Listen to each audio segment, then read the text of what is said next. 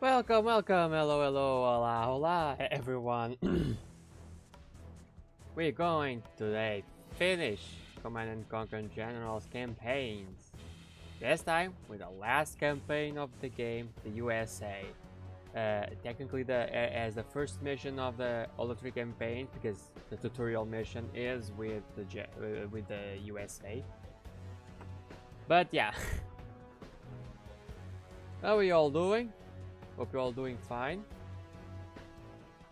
On this fine Wednesday. My back is hurting a little bit. Probably is nothing. Probably. Emphasis in probably. Hopefully. So yeah. We're going to deal with that.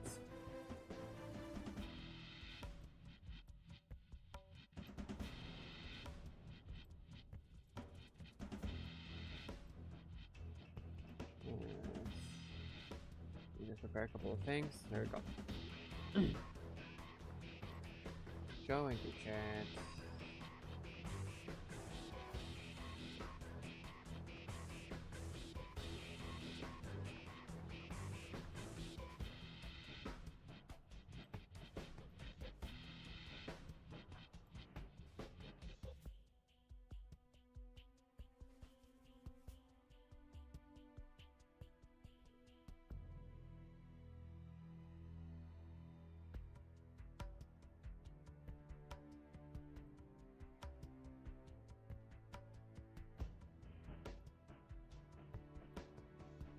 Alright.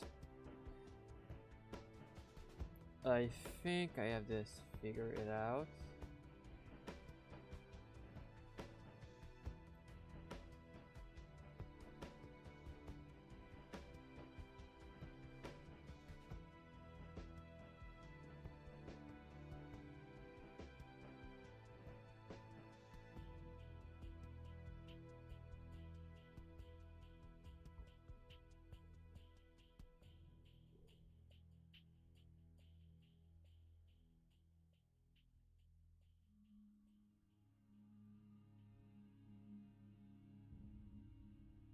Oh wait, it's not this one.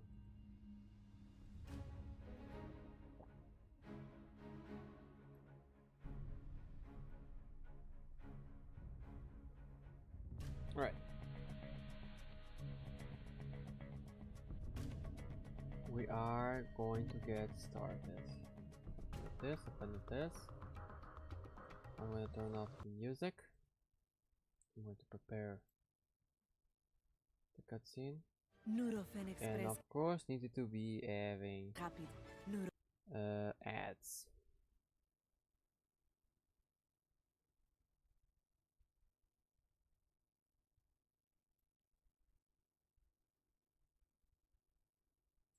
Prepare this. There you go. Now, here we go.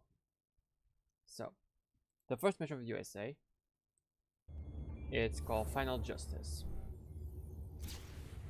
General, I am Lieutenant Eva. I will serve On as your Baghdad. officer for our campaign against the Global Liberation Army. We know the GLA have access to lethal biological weapons, and we have tracked these weapons to Baghdad. Our troops are assembled outside the city and await your orders, sir.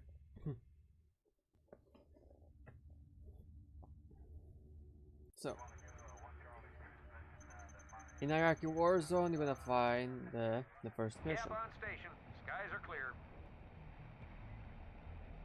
There's a mini base. Actually, I think it's taken on for FRD. Radar lock. Break. And for question, yes, those two guys are the guys from the Stinger side. Somehow they came out of the Stinger side. No shoot. Echo Company. Engage. Roger. Targets acquired. Enemy in perimeter. Range 200. We have almost in perfect in line of tanks. All units, stand by. Fire at will. I'm hit. Let's finish them off. Off the left. Bravo down. We got fire. Reload. Help over here. Fire. We have a limit confirmed.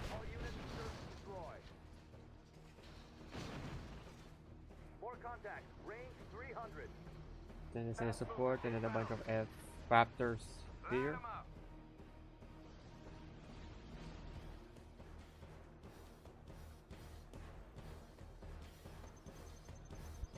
Siege of Baghdad, day 3.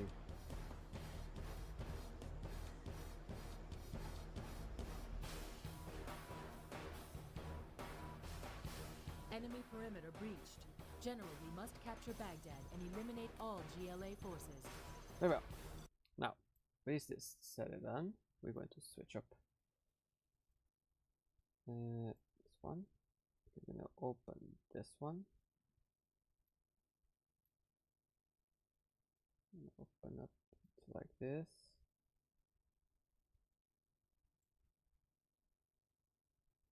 This one here, or we can always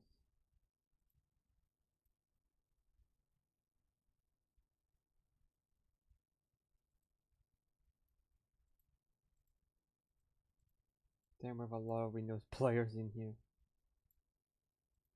No.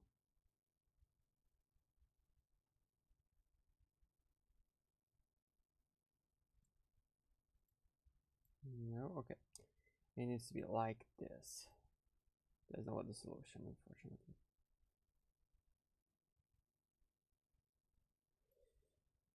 Alright, so. Oh my god, the quality of this one is extremely bad, okay. We can start by building these drones, battle drones, because they have a capability of repairing the vehicle. So, you can give them a quick fix. Just spawn a fucking paladin tank. There's no other reason to get another thing. The paladin tank. You don't need even these medium tanks. You can do most missions just with the paladin tank. The paladin tank has the same capabilities as this one. With the extra, it has a laser that destroys missiles. So yeah, in some way it's superior.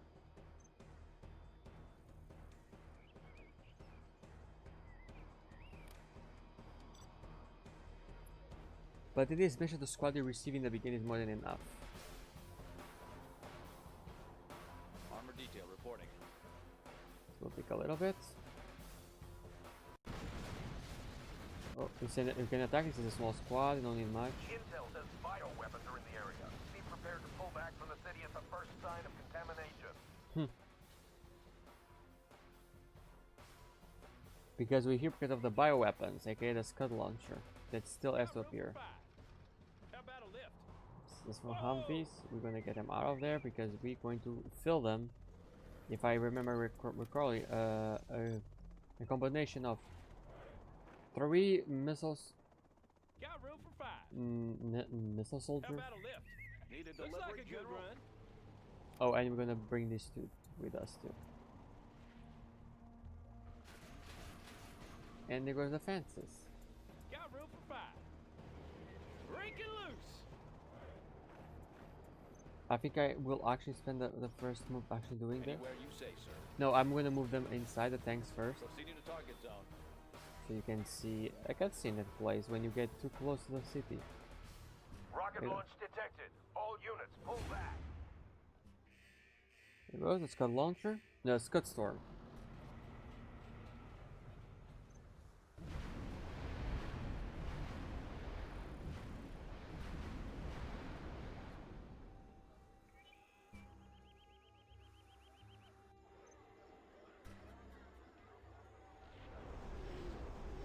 And then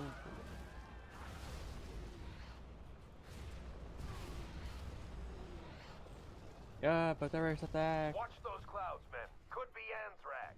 It General, is anthrax. Washington orders us to enter the mountains and destroy the enemy Scud storm. Show of force.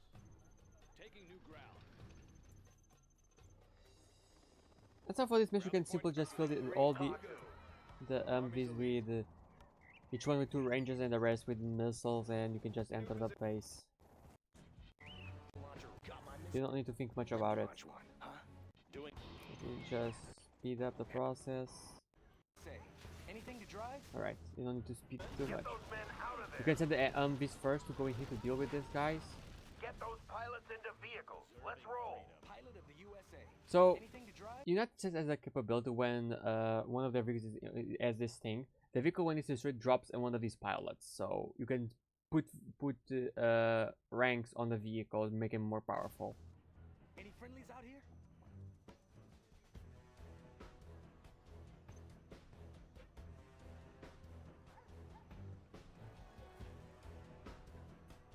I'm pointing out with the mouse that they have all of these, so if you put 3 inside, you get full. Actually, have a capability to making 2 fully heroic vehicles, which I think I chose these 2 exactly. Fire it up. There you go. Out of supplies over here. There you Sure go. beats walking. And boom. Polished and ready. Protecting our people. Closing the distance. Keep it I'm clean. gonna put them in the front. You will eventually run out of supplies. So, if you engage these vehicles, the reinforcement will arrive and they will drop. Rangers, Ranger. enter from the roof, sweep and clear. And they make a sweep. Yeah, Ready for action. it's actually pretty cool. Let's get in there. Humvee here. Yeah, I wanted to capture the building, but didn't. You can just destroy this first because this will drop. Heading out. If I'm not mistaken, maybe I am mistaken. Oh, there you go.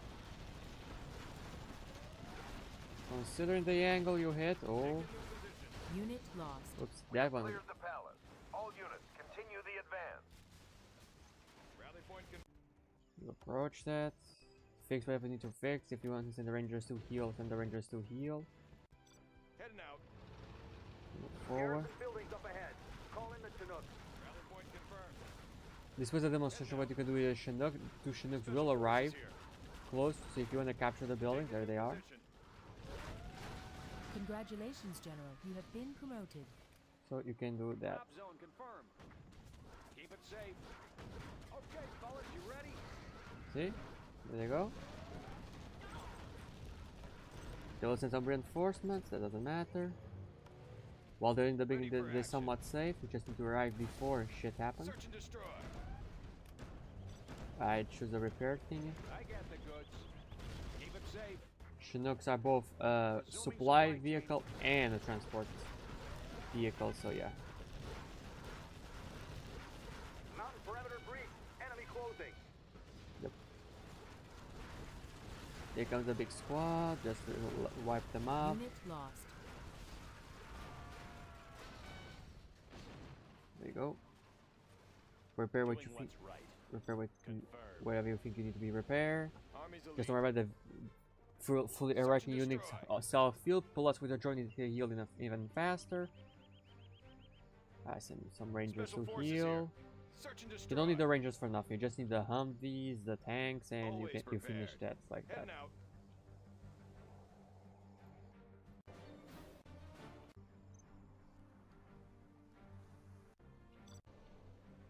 Send them forward, because there is a Enemy tanks have the high ground. Request air support. Big Bird on the way. stop the vehicles because something will come to help out deal with all those tanks. Something will Search and bombard destroy. that.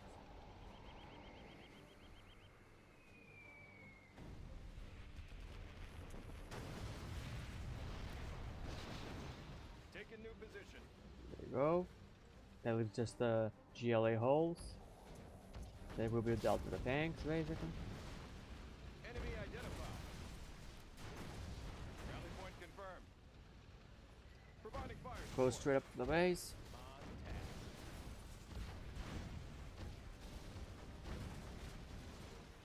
Taking new position. There you go.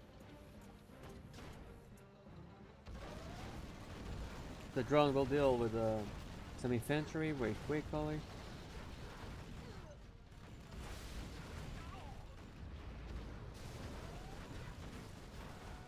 Rally point confirmed.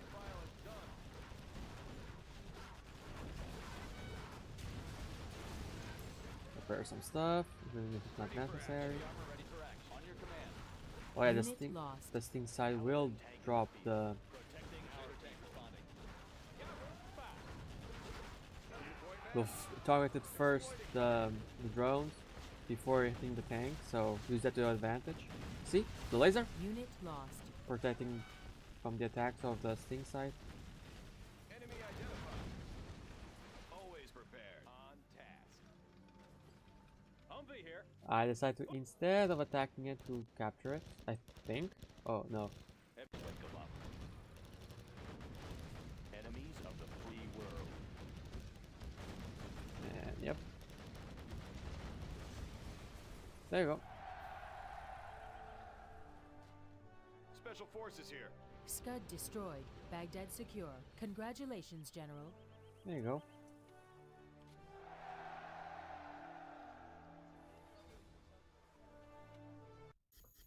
And that's the first mission. Pretty straightforward, right? There we go. Oh shit, I deleted this. No, I didn't. Prepare the second one. Right, second one. Let me put the right mission in here. I have to shut down this first and shut down this one. Skip add. Turn on the volume and I'll do this. Let's go. Second mission is treasure hunt. We have tracked terror cell leaders to Al-Hanad in Yemen. We believe the leaders behind the biowar attack are hiding in the city.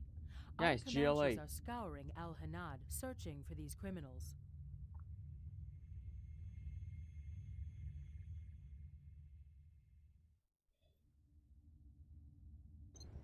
Bravo, we reporting enemy contact. Permission to engage. Enemy contact confirmed. Attack is a go. Roger that, command. So I think the name of the operation gives you a hint what you're going to do.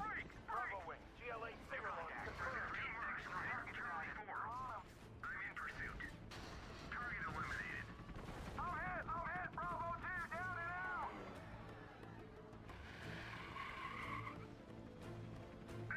Lost him.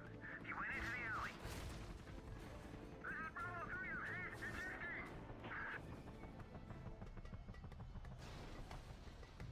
Ejecting. Yeah, you have to save the pilots. That's your mission. All units, we have pilots down. Repeat, pilots down. Scramble, rescue teams.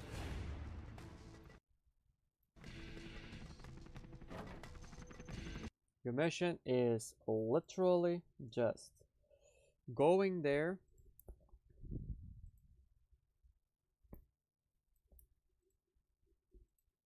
go in here and save the The GLA pilot. have captured our pilots. They are held in secret locations around the city. City's in an Devise a accord. plan All to bring units them home, proceed with General. caution. Colonel Burton is an elite commando who can climb cliffs and use a variety of explosive And you have devices. access to a commander. He carries a So I knife see for that he stealth does attacks tons of and a damage to rifle light for vehicles. firefights. Colonel Burton remains stealthed unless he fires his gun or plants an explosive charge. Now this building should work for now. Now this is one of the few missions you have access to the entirety where you can see the entire map. on our position. We're taking heavy fire. Exit route is cut. Colonel Burton here. Any more projects? Making a house call. Making in a house call. Oops.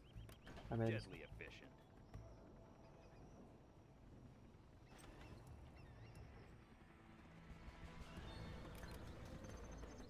get a couple more. Get my power plant. Capture that. Always ready. Put a couple of these missiles around this is the main defense of On your like I command. said, it's a missile Over it's here. no SAM sites? No, missile turrets. They call it missile turrets. I think they're not called SAM sites. Serving our country. Oh yeah, I don't need to worry about the Chinooks going close to the enemies, they don't react. Colonel Burton here. Upgrade Now complete. this building should work for now. Train for perfection. What's the mission, sir? Finished. What's the mission, sir?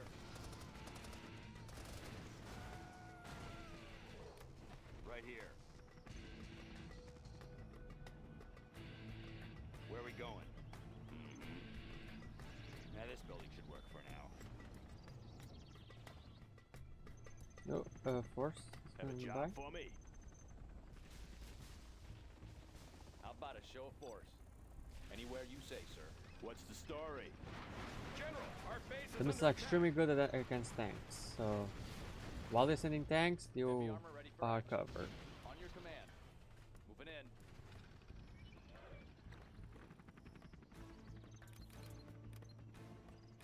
Then I will spam with missiles. Army's elite. Capture Got those my oil missile launcher rigs. right here. Need a point, man? If you need that. Got my missile launcher right here. Basically, this phase you, Spot you, launch. you can, it should be, take this time to build up Complete. the army. Maybe make some provocations in here. Hey, check out our new tow missile. Yeah, I can somewhat deal with the scorpion, so you can use that to your advantage if you wish. Right here. And you lost sight of Serving Colonel. I own him.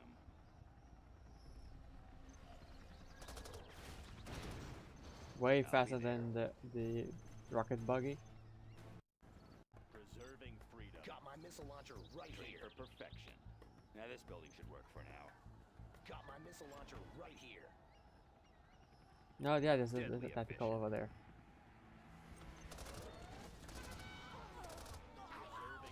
Yeah, extremely fast. Yeah, it doesn't spawn out because. Wait, I went to capture it. Objective sighted. Thanks for getting me on, sir. Things were getting a little dicey for me. Good work. This pilot's available for combat duty.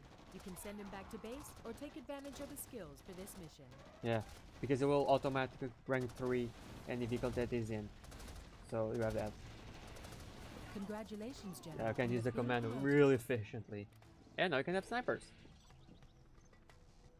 which are even more efficient. Fire it up, yeah? Here comes trouble. Sure thing. Where do you need me? Assuming control. Let's take a save. I'm being provocative with the colonel over here. He's already rank 3, which I'll makes be him there. super efficient. Now, something you should know is that when you do a knife attack, Sneaking no up. one can detect him. I think. They won't see it. Let me show you. I won't be noticed. Yep, this is a thing you can do. Let's get to the action. It's a bit stupid, Let's but go yeah, with this building. it's how it works. This supply file is done. For some reason, he doesn't have range in Colonel here. Burton here. Let's go in there. Makes them react. Once more, they're not reacting correctly. Deadly efficient. Make it But they're happen. way closer, so when I put in here, for some reason, it doesn't work Keeping still. it There was a cool. bug. I think this house has a bug where. Let's see what you got. Oh I'll be no, there. he's going to die. Unit lost. Cleaned and mounted. Oh yeah, I had made a save. Colonel Burton here. They won't see it. Keep it quiet. Put up. You can use the colonel to lighten up. Bring Oh, up you the can capture the scaffolding. hospital, so you can automatically heal all your infantry units. In this case, The building colonel is is one of them. captured, sir. Ready for action. Keep it clean. It is. Preserving freedom.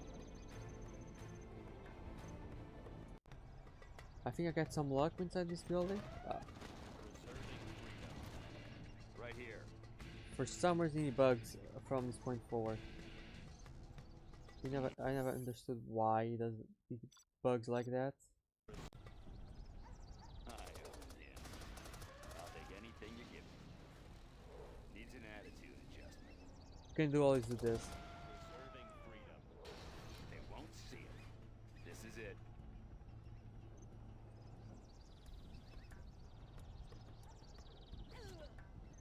They won't see. I won't be noticed.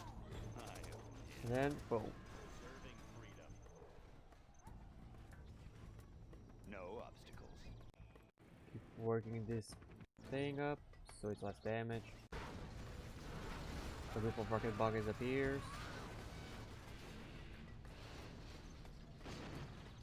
Of course, the snipers can shoot infantry so far away with one single shot, so extremely powerful.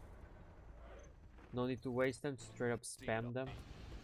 Or have a couple of them with you, because there's no need for too many. Humvee here. Got my missile launcher right here.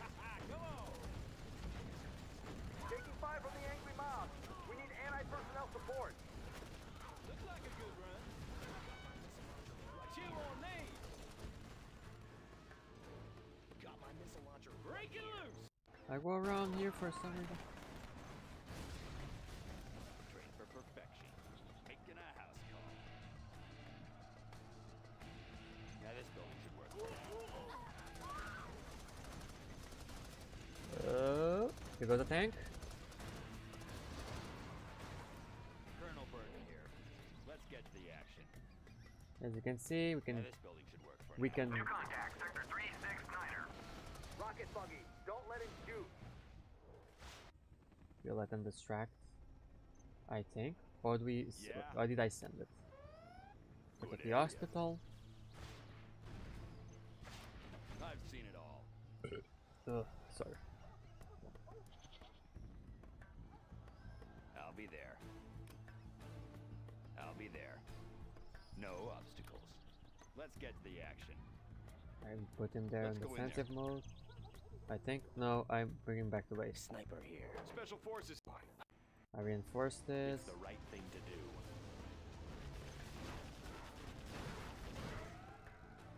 And then it's all about just sending over here. The snipers will deal with the guys inside over there, so Enemies of the free world. yeah, you have that. Unit lost. Oh yeah, they still are really effective while doing that. There you go. I thought that mob was gonna break into the compound, sir. Reporting for duty. Nice job, sir. The final pilot is located up in the hills overlooking the city. Watch out for tunnel networks. Once you complete your objective, bring the pilot back to base. Roger, roger. This compound space over here, up here. It's Hidden identity. all you need to do is you can. Oh yeah, they will send a wave of 4 Scorpion tanks. If you have all the defenses in here, you don't need to worry about it, because they will be dealt with. Have a job for me. Sounds good. Unit I do locked. think there was. Oh yeah, this is the first line of defense. Is this crap? A chopper will come and give some a little hand. Unit lost. Then he's gonna fuck off. The sniper will deal with some things in there, so use that to our advantage. Into the Viper's nest. They're swarming us, sir. We're taking heavy fire. Exit route is cut. Where's that pilot? Watch that right Unit flank. lost. Whoop. Doing what's right. Closing the distance. Depend on it. General, the final pilot is secure. Return him to base. Watch for GLA pursuit. Yeah, it starts to notify me about enemies arriving. You drive? Now we're talking. Keep it clean. Oh, not a single Humvee? That's weird. Our base is under attack. Closing the distance. Unit Oops. lost. It runs over the fucking sniper. Whoops. Taking her in. Just move them to the base. Don't worry. They cannot. If you have this amount of tanks, they cannot be destroyed.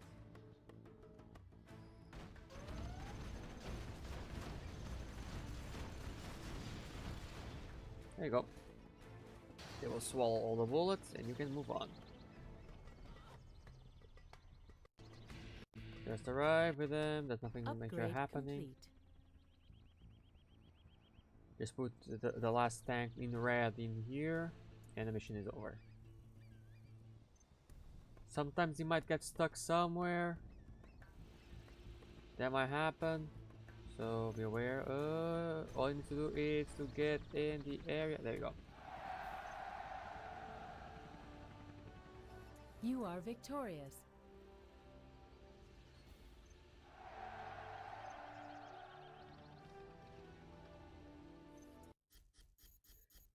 That's the second mention. No, wait, no, alright. Now, getting ready for the third mission. Preparing the stuff. The third mission is super easier. Honestly, it's the easiest mission in the entirety of Command and Conquer.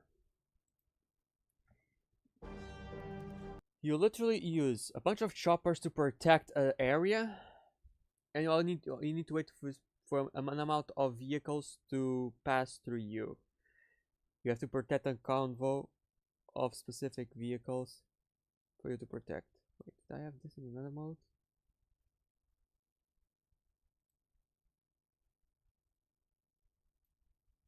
There you go. Oh shit. Alright. This is insane. A U.S. division has been ambushed by the GLA in the Hindu Kush Mountains. Our Hindu forces Kush. are falling back with the GLA in close pursuit. Take command of a small Comanche base near Salang to cover the retreat. Do your best, General. Northern Kazakhstan. Yeah, we have to protect the convoy from somewhere of the north of Kazakhstan. Enemy contacts confirmed. They're moving in fast. Maintain Guardian formation. Angel. Right on us. Return fire. Where's our air cover? Although they're not this weekend in game. It's just in this cutscene, the squad is super weekend. Someone get those buggies off us. We need more support. Close range. Doing us up. All units, keep up the fire. Delta, stay in formation. Charlie 2 to base. We need I'm not gonna make it. I'm not gonna make it.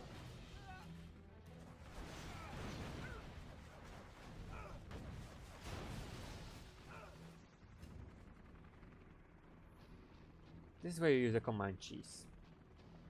General, USA forces are fleeing through this You area. cannot build much Use in this. Comanches to defend Air our cover's troops on and the help way. them to escape. Destroy as many GLA pursuit vehicles as you can. Humvee here. Need a delivery, General? You cannot build tanks, unfortunately. It's a bit Always awkward. prepared. Charlie the airbase. The GLA are right behind us. We How could about a sure lift? use your help. Let's go for it. Frequency's open. If you just use Comanches, it's more than enough to protect yourself. You can use the stealth fighter if you want to. And that ability to bombard any clusters. Keep it Upgrade safe. complete. GLA inbound. Take out as many Oh. as you can, General. First wave incoming. Comanche here. Hose them down. Try to save, destroy as many as you can, because the more you destroy, the more lives you save. Air cover's on the way. Operation underway. Nav system set. Upgrade complete. This one's Upgrade complete. Air cover's on the way. There you go. Moving to new AO. You have a specific amount of US soldiers you need to save until the mission is Humvee over. here. Lighters. Special forces here. Always Capture prepared. that for extra money. Have a Rocket job pods for are me. now available, sir. Keep 'em busy. Okay, now the Comanches have rocket pods. You can try to do that, putting close to them. Want to make some improvements? Not really sure if it helps much. As you can see, you cannot build a war factory to make tanks on this mission. Oh wait, this is not my gameplay. Oh my god, I keep forgetting to do this. I'm so stupid. Alright. So, we already Out as saw. many as you can, General. We already saw that we did the first wave. Safe. I'll get Army's elite. Ready for heading out. But as you learn, you can try to build the defense turrets over there. It's a possibility. I didn't do it. Smooth and sleek. I did go straight up to the stealth bombers, making them patrol that area. The goods. And I sent these lot of people in here to, well, capture that and capture the supply. Have an early supply. Okay, fellas, you ready? Ready for blades in motion. Keep the supplies rolling. Thanks for the cover fire. Blades in Casualties motion. minimal. Moving to the rear. Need a point, man. Keep it safe. Providing resources. Ready. Then you can build one of these Let's find a better place. as close as you can over here. A new group of these will arrive. New contact. More of our men are inbound, General. Then send another one. Surveying the area. Will help out. They always help. Try to increase as many Comanches as possible. What's the story? Made in the U.S. of A.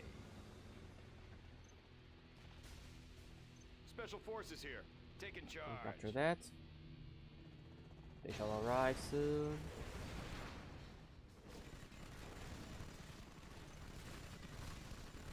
Here they come. Open fire. Nav system set. They're moving too fast.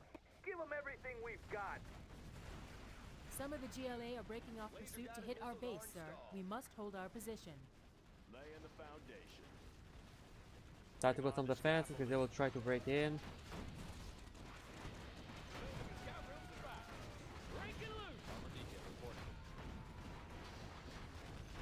Unit lost. Gunship reporting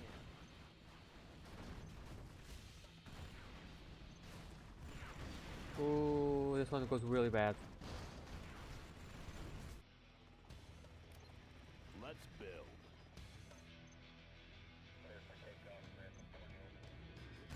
Yeah, this one was a little bit bad because they decide to rush all the way around to my base.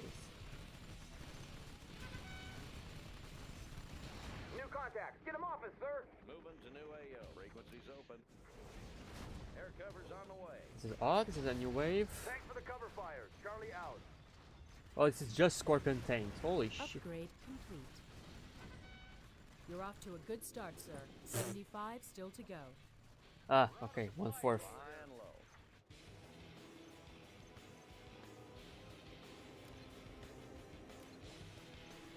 Want to make some improvements? Going up.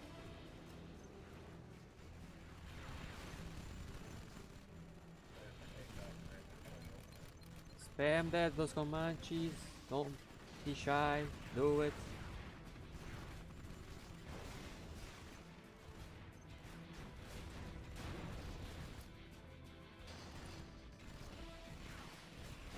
Upgrade complete. Upgrade complete.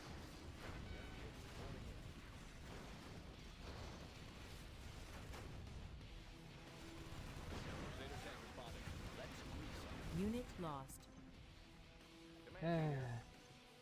And it's always doing this, just building Comanches. You can do this in 10 minutes. Gunship reporting in. If you have a good supply chain and some good New defenses, contact. More of our men are inbound. you can try to General. build another one of these if you want more stealth bombers to patrol.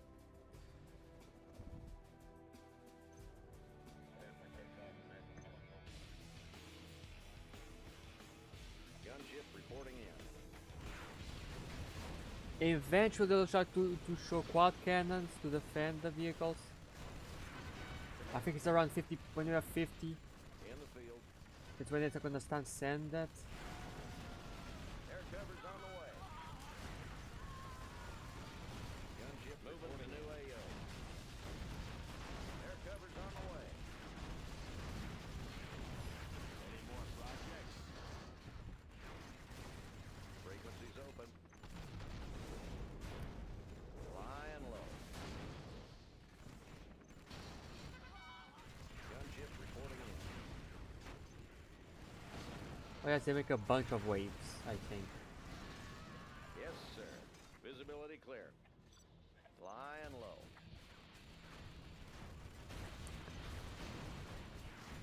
Operation underway. I tried to show the rocket bucket so it doesn't do first attacks. We're going in. Hose them down. We're going in. Go, they fuse a little bit, that's normal. Got the position. Got you covered. Gunship reporting in. Air cover's on the way.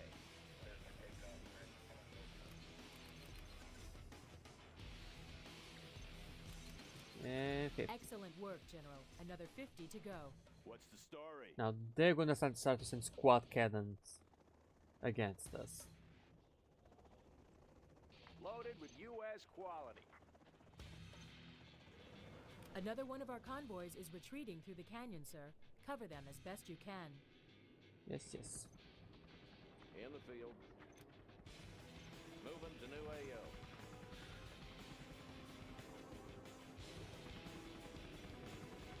There they go. Rocket pods are now available, sir. Watch that anti-air.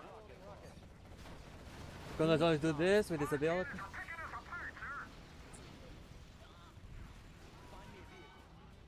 The pilots just send them to the vehicles up here.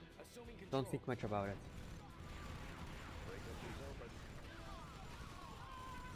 Frequencies open. This ability over here on the bottom, Search and clear. straight up the best thing to defend on this operation.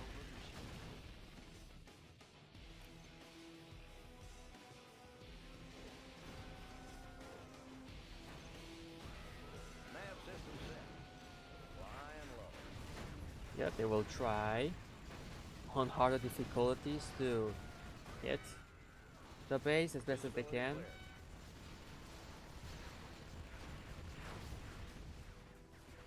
Ready for covert mission.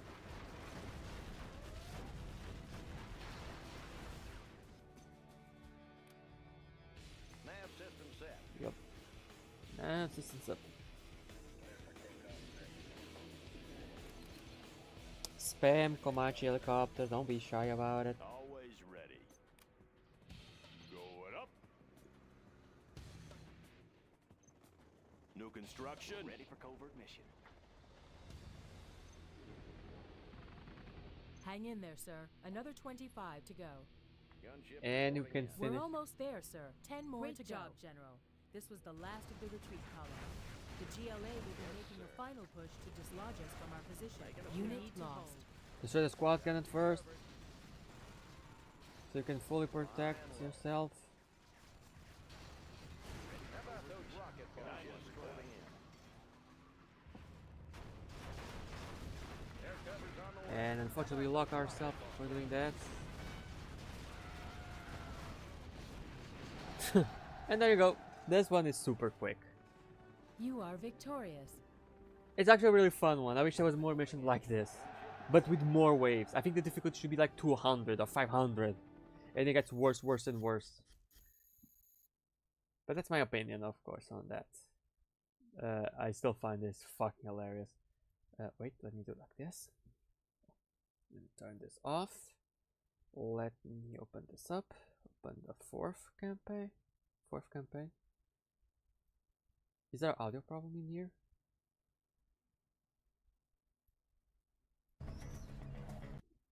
Oh, there's in the beginning an audio problem. When does the audio problem stops?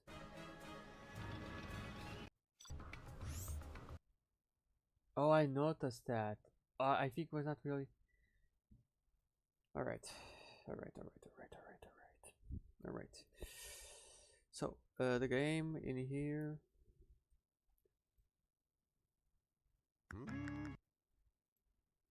Blah blah blah blah. The next one is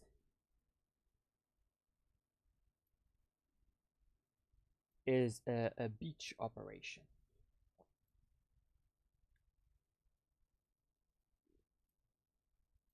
All right, so let's go. Stormbridger awaits. Despite our losses in Hindu Kush, America is still committed to destroying the GLA. Spy satellites have discovered a major GLA training camp on the coast of the Tomahawk Caspian missiles. Sea. The battle is already underway. Good luck, General. A training camp from the GLA. So you know what you're going to do? You're going to rip that shit to shreds. Calling in GLA bunker location at Grid Square Beta Charlie. 689er 44. Operation Stormbridger. Transport teams 1 and 2 approaching the landing. Yeah, we're using battleships with cannons instead with missiles.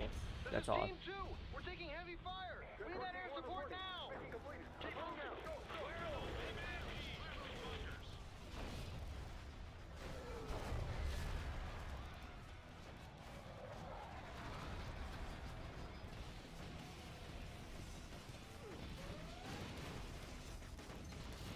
Unit lost. Fully engaged. Crusader tank responding. This'll wake them up. Moving in. Clear. Okay, so basically in this first part you wanna hit I don't think there's any cutscenes in here. No. You want to basically hit four stinger sites, alright? It's what you want to do. You want to hit 4 stinger sites. Now, on my gameplay, it's out of audio. I decided to bombard a lot of things around while I could, while not spamming enemies. So you're destroying this building with the Tomahawk missiles. You need to be careful because you might trigger something in there. We have audio again. Alright. Unit You can lost. send them to distract so the missiles can be more effective. This mission always add a frame rate problem. You have to destroy all those 2 stinger sites too. There is no much else. Fully engaged. Raid in progress. You're gonna try to run over the vehicles.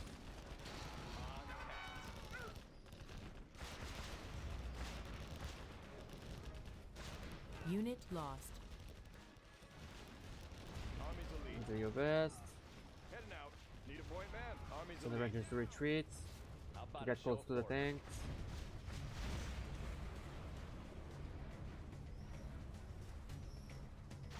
Warhawks will win. Destroy that. Tomahawk launcher armed and ready. Preparing Select one launch of the cycle. stinger sites so they can engage it. Need a point man. Rally point confirmed. Crusader tank responding. Oh, it was destroyed. Oh yeah, they sometimes can destroy the missiles of the Tomahawks. Everything that's anti-air can kind of destroy the missiles. Congratulations, General. You have been promoted. You can allow can. We have the parachuters. Better drop actually.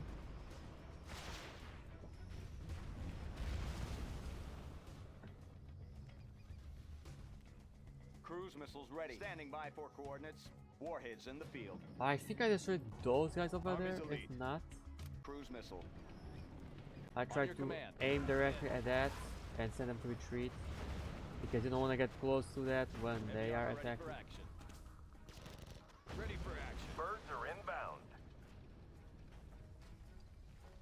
Everything stops.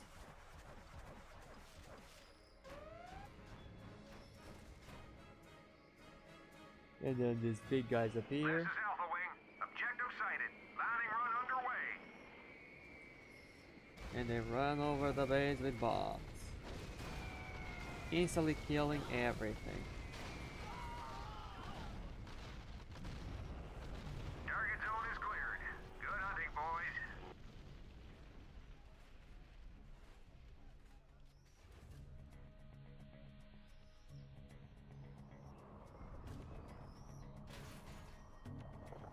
Construction crews have arrived, sir. You'll need to get our base set up before we're overrun by the GLA. The frame rate was so problematic on this recording for some reason. Our final objective is this GLA base here in the hills. Take it out and the operation is complete. Yeah, it's the rest of the base. So we can clean up this area to get full access to everything in here, build everything we need to build. Have a job. This is building and protection. You need to protect this up. Flash scaffolding. Any more projects? Alright, now you can see the beach. You can call paratroopers from now on. But it's like building free rangers, so if you want the rangers but you don't want to spend money, get parachuters. And you can harass them with the Warhawks. If you want. Here goes the Warhawk.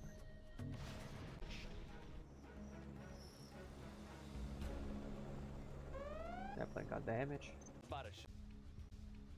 Lights.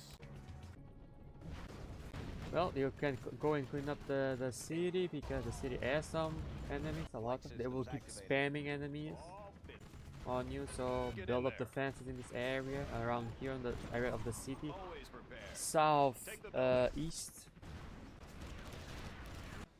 Arming. For action. Tomahawks Ready for action. probably are the best defense currently because you can attack them first. You can go through here. There's a little passage. You can try to Flight hit them. systems activated. Calculating missile speed. Crusader tank responding. And set. Warheads and set. Got you covered. They will harass them with the buggies. You can use the Comanche to protect your artillery crew. Get up that hill. On your command. It's a bit difficult, but by spamming attacks, you can reach it. Sure beats walking. Flight systems activated. And for some reason, it doesn't lock on others, but we can lock it. We can launch from there. Arming cruise missile. Oh yeah, you can straight up attack the command center with this. Calculating missile speed. Adjusting for wind current. There you go. Then you can harass this building. Straight up destroy it. They have a little to air defenses if you destroy that thing over here, so you can send the Comanches to help with the support of tanks. The frame rate was so bad in this. Closing the After a little bit, you literally can just enter in here because, yeah.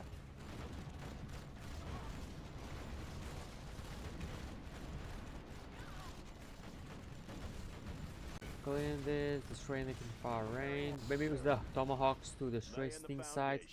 foundation. I did not notice, but down here there's coming a bunch of Know the enemies. field. Oh, actually, I did. How about those rocket pods? Saw them coming. Actually, I did. I was waiting for this to shoot so it stops. General, our base is under attack. Use this. Unfortunately, this guy goes to the back. It takes a weird turn.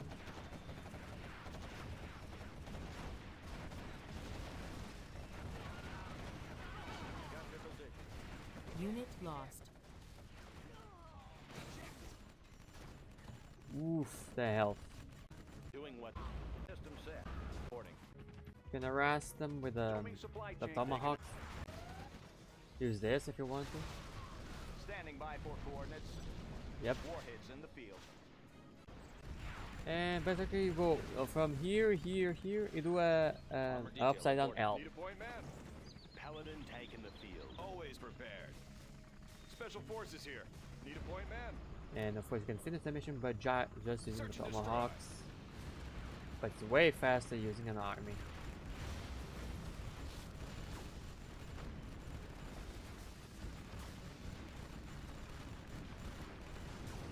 There you go.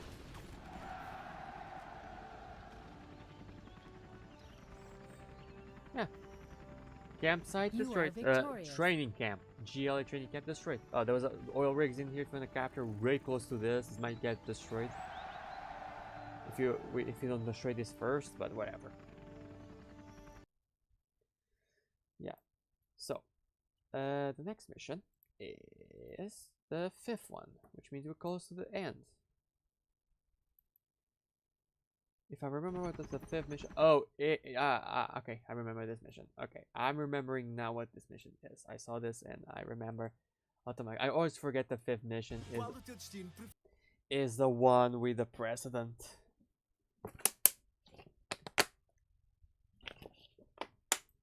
Okay. Here we go.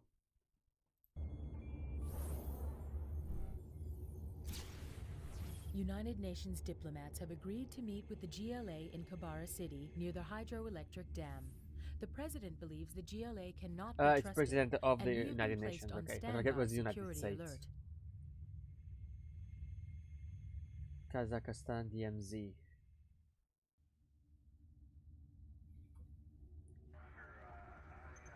Some level ups appearing here, but it's a bug, visual bug. We're live. Sat recon online. Right? UN Okay. negotiator in sight. UN Secure all negotiators. sectors. Oh, those cars are familiar.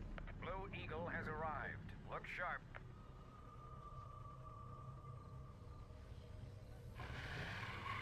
Oh, I wonder what's gonna happen.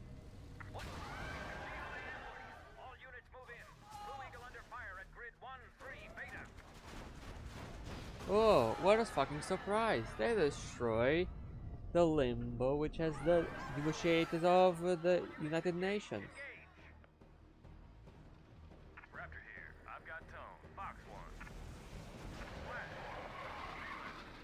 Concentrate your fire, man. They also were hidden. We got him trapped. Ranger 6, surround GLA at Custom Market. Bro, they returned to the same spot they got the attack. Hold your fire. You are surrounded. Throw down your weapons and exit your vehicles. Yeah, right. Get off. Wait. Did the guy said muahahaha? Yeah, he did. Well, almost muahahaha. GLA forces eliminated. All units return to base.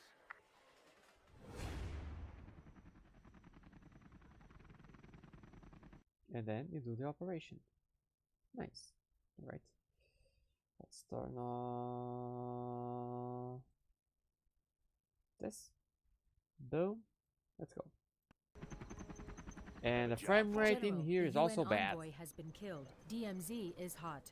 The GLA are trying to establish a base on the other side of the river. You must find a way to destroy that base.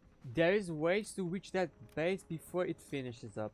It is possible to attack it before it finishes up, but the problem is they have that.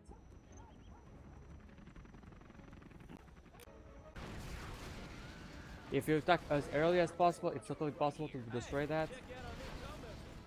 Air cover's on the way. Flying low. Got my missile launcher right on the detail reporting. Proceeding to target zone.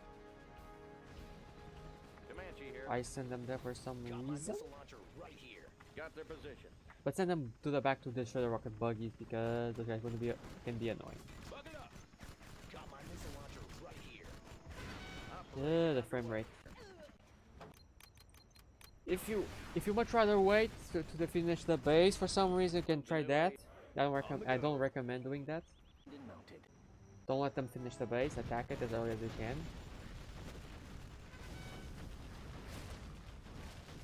Destroy everything. Forces here. Excellent work, sir. We now have control of both sides of the river. That's what you thought. I'll show them. Yes, show them. What a damn! This seems familiar. Ah, yes.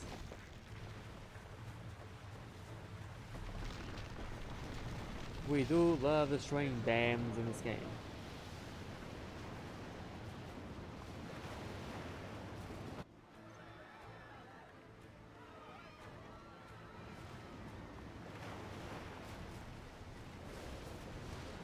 And yeah.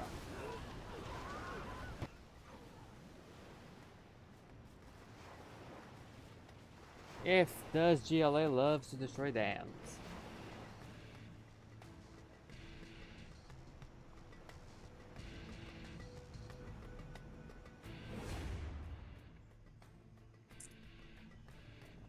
General, our main base is now cut off from the GLA. I have arranged for Chinooks to bring in dozers. You must try to establish a new base and destroy the GLA before they can commit more atrocities. Here comes why you might want to let them build a base. You can capture their buildings and have cheaper units. It's a silly little trick. You can, if you want, you can try. Oh, and they will build a Scud Storm too. And you can build this building. This building gives a bunch of updates. And the building has 3 passive abilities. It can become an artillery piece, which gives extra damage to everything. A bunker of armor, which increases armor to everything. Detector, which increases the cone vision of all your units. It has the capability of giving extra training, so your units get ranked way more easily. No, more faster. And the detention camp allows you to see everything on the enemy side. I click on that time, and everything that your enemy can see for an instance. This guy steals vehicles. If they get close to your vehicles, he will steal it to their side. Bring on the scaffolding. Any more projects? So be careful with those. They're gonna send these type of odd waves. I think you can call it odd waves. I get bombarded by the Scud, I think, Warning, Scud Storm but I don't launched. remember where exactly it's attacked. I think it's always this base gets attacked regardless, so Always prepared. Take a new position. I don't really remember. They breached the perimeter! Yep. Of course. Unit lost. That's gonna hurt. Let's pop some tanks. The Scud Storm should be one of the very early things you should take out. Yeah, let's give him an airship. Let's give him some. Let's give him an air show. Money's gonna be a bit limited, unfortunately. Little air show for our fans out there.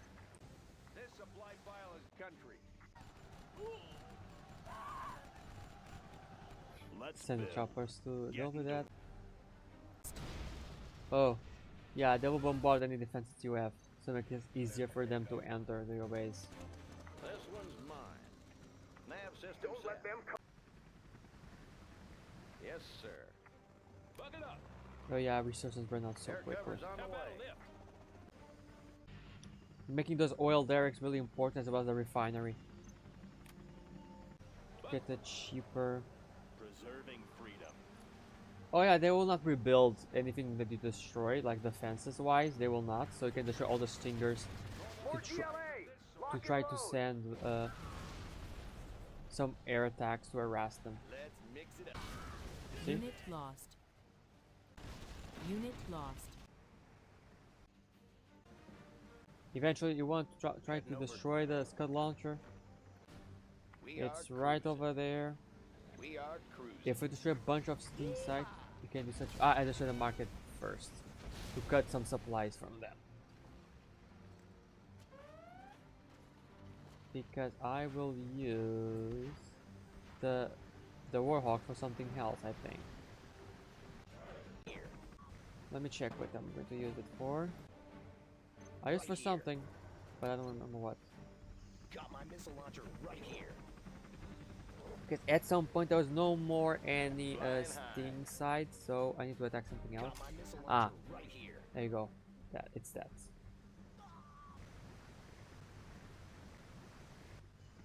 Got my missile launcher right here. I was trying to hope this could destroy the entire building, but I think it can't destroy the building. That one's done. Bombardment. If you want, you can increase the drone armor. I don't think he's that useful. Raptor here.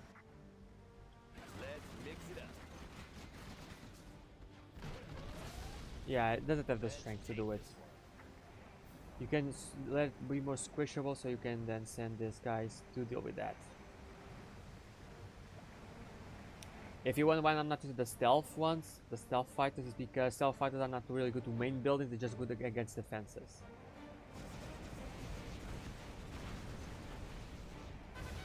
And with this, the counter goes to 0, which means they cannot harass you with this. Mission, sir. Oh yeah, I destroyed the supply thing. You can harass them with the jets all day long. One of the barracks, I just tried to destroy it. Ooh, that had to be too close to that thing. Unit lost.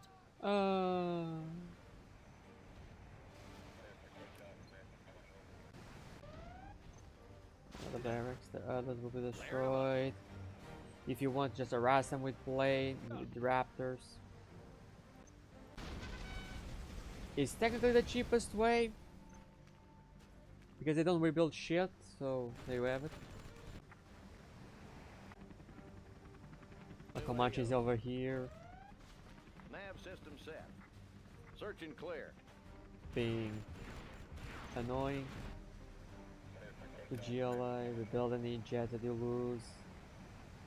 It's totally worth the money.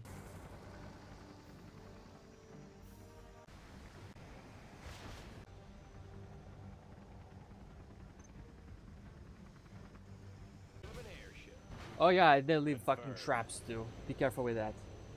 That's why I have the drone here, because the drones can detect those traps. Enemies of the free world. Oh, there's another one. We're moving. Confirmed.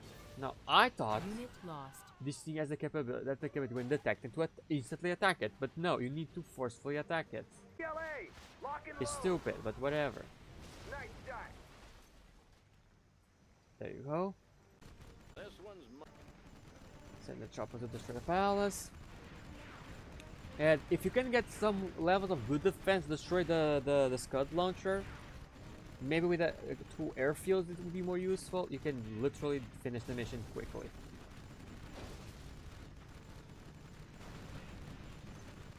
The oil derricks are super important to capture. Maybe the How about those the- rocket the bombs? refinery Time too. to strike.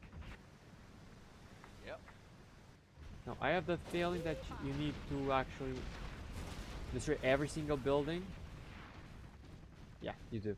You have to destroy every single building. Yeah, it's a bit weird, Comanche here. but it is what it is.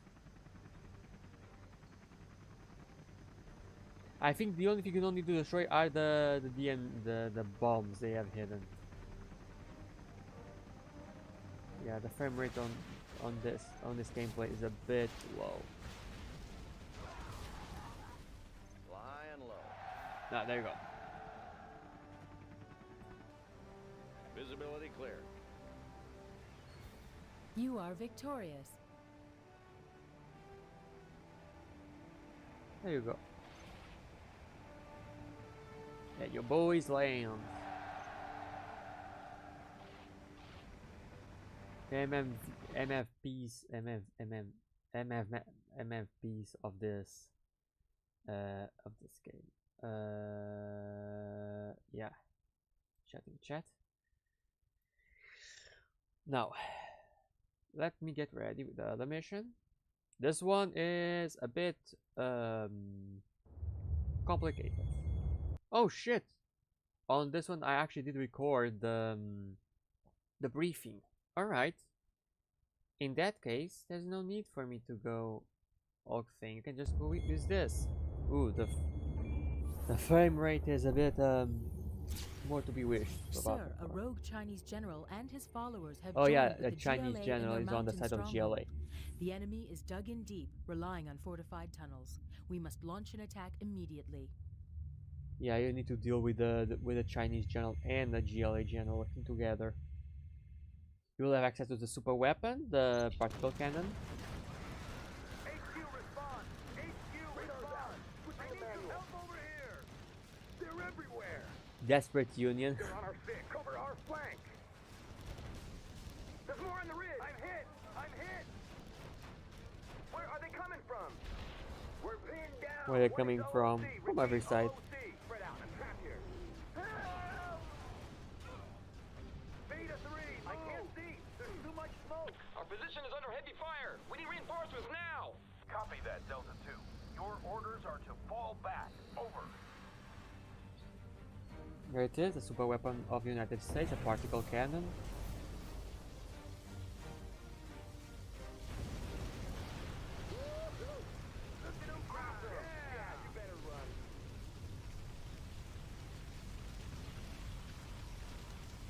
It's a guided missile.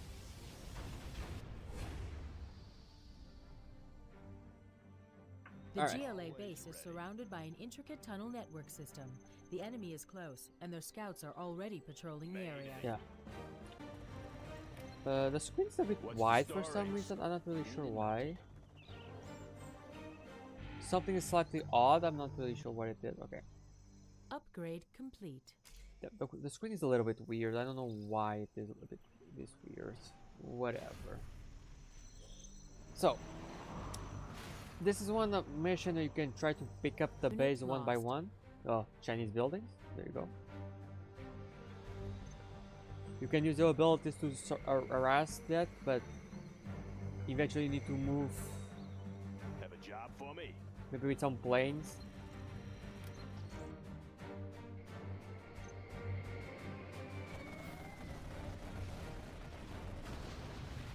There you go. A welcome party, you could say.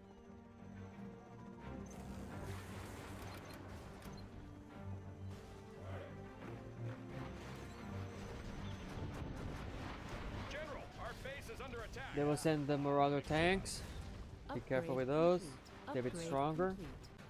Point man. North will be infantry, south will be usually vehicles. So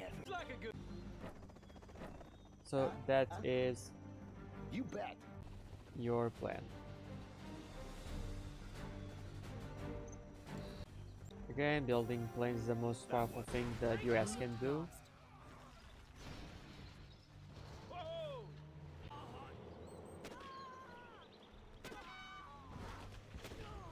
There you go. There's some infantry that appears in here, but this is mostly tanks.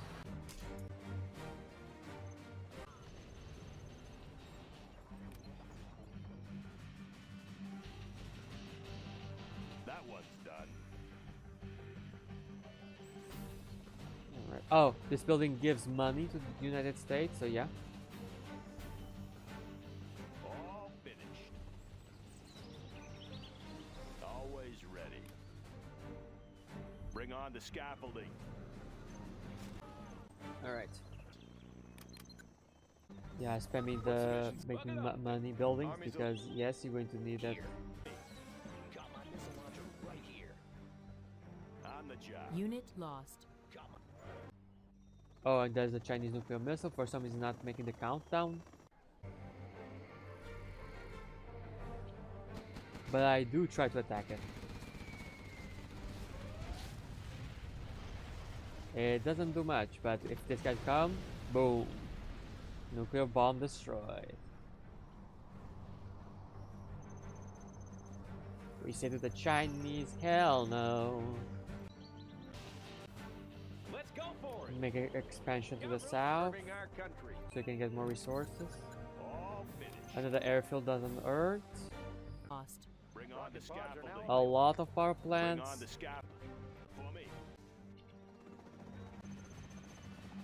Lost. This game allows you to play the super defense because you have buildings that make money or have units that make money. So yeah, you can play super defensive.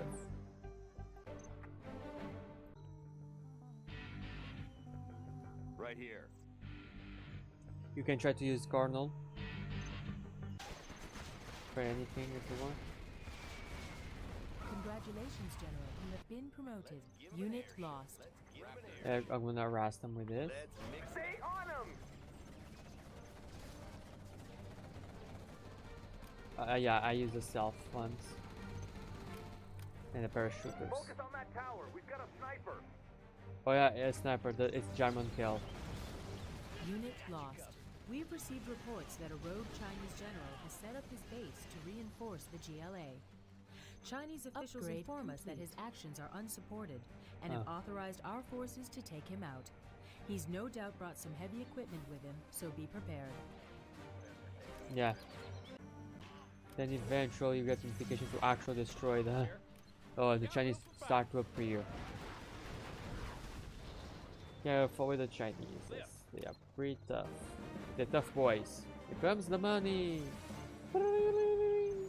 Yeah, Unit lost. stealth fighter, you need the scrap. They're extremely good at taking out defenses. It's literally, they give extra damage to defense buildings.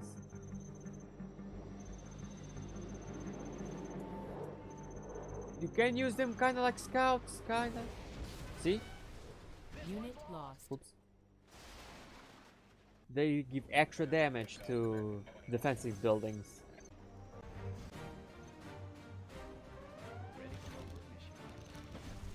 Ready for action. Using the ranger to destroy that Unit building. lost. It's something a bit silly, but whatever. Can go Taking over new there. position. Kill the rest of these guys.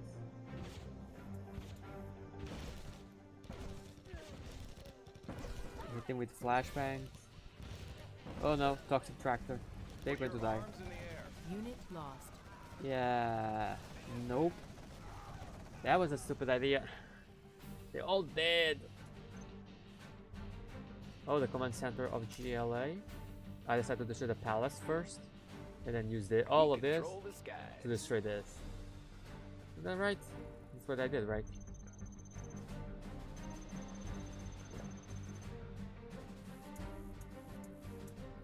Yes, that's what I did. I actually selected. There they come. Unit lost.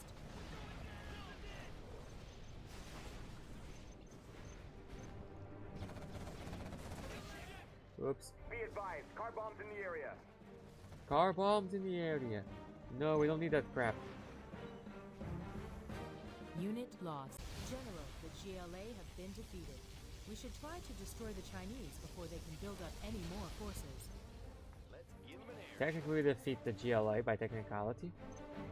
They still have some buildings if they want. They could destroy, rebuild our base, but nope. They call it quits. As you need to destroy those 3 buildings.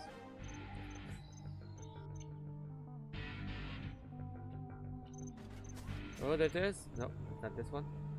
Let's give him an air show. Ooh, mix. Unit lost. And it goes the nuclear reactors. Once upon a time there was 2 nuclear reactors. Now they're not that anymore. American, leave nothing behind.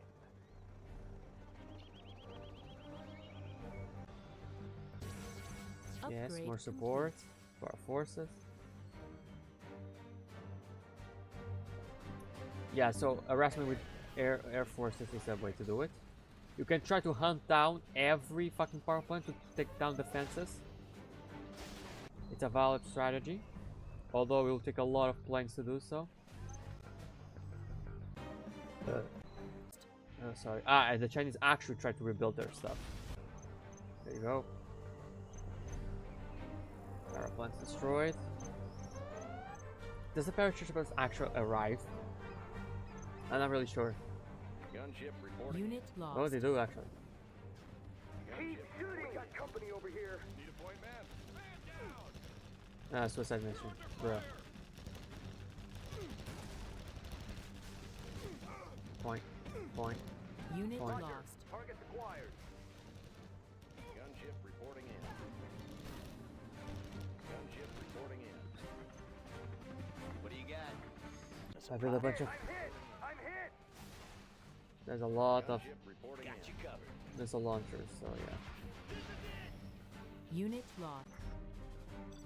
Moving to new AO. Search and clear. We've got to Unit clear the area. lost. Destroy everything. Flying low. Stay on him. Operation underway. Air cover's on the way. All right, Unit boys, lost. let's go. Operation underway. Southern Air defense is cover's on the way. destroyed. Yeah, the southern area. Ready for covert mission.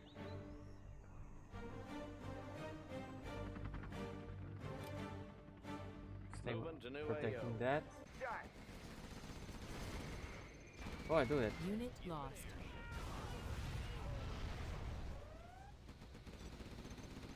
These planes arrive. They send a bunch of these.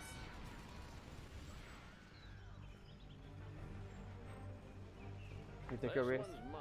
A risk with that some troops are going down, but Unit lost.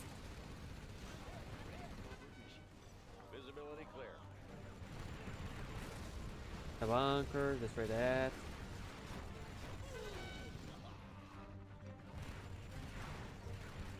Oh yeah, there's car bombs in there. Watch out, be careful.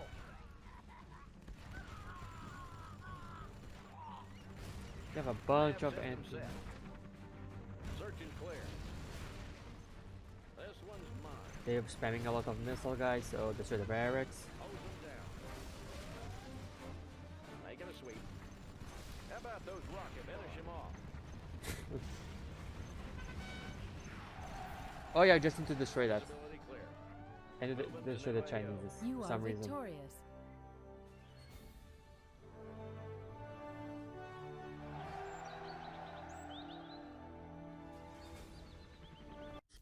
There you go. This was it of this mission. Then it's the last one. Another one that I actually did with this up. Nice. We have surrounded the GLA capital.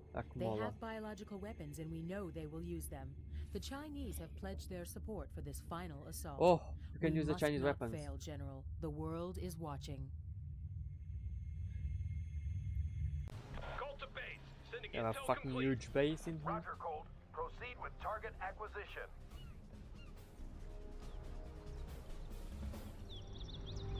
Looks like the whole GLA is lining up for us today.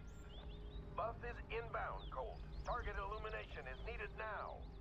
Choice target for the Flyboys is now illuminated. Roger, Colt. Wait for BDA and then RTB. We'll go. Ordnance is away. Alpha's There in goes. home. Thanks, Call Colt. to base. Stand by for BDA. Target is burning. Front door is open.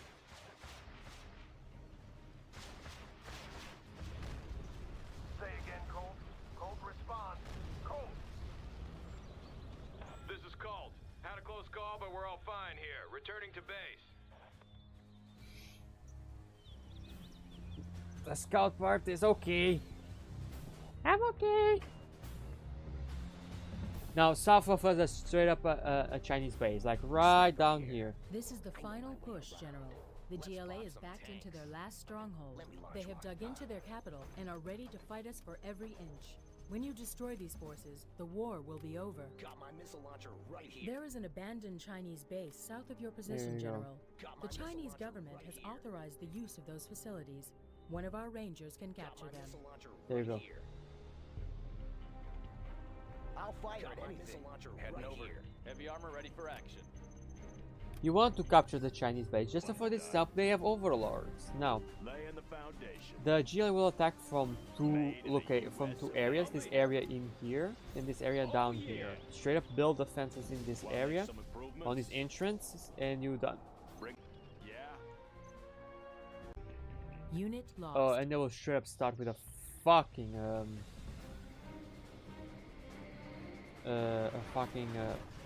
oh shit, yeah, a fucking scud storm. Deal with that. Unit lost. Yeah, I sent an airstrike. We can see that the big one was destroyed, Big plans. and another fucking yeah. It has a huge amount of That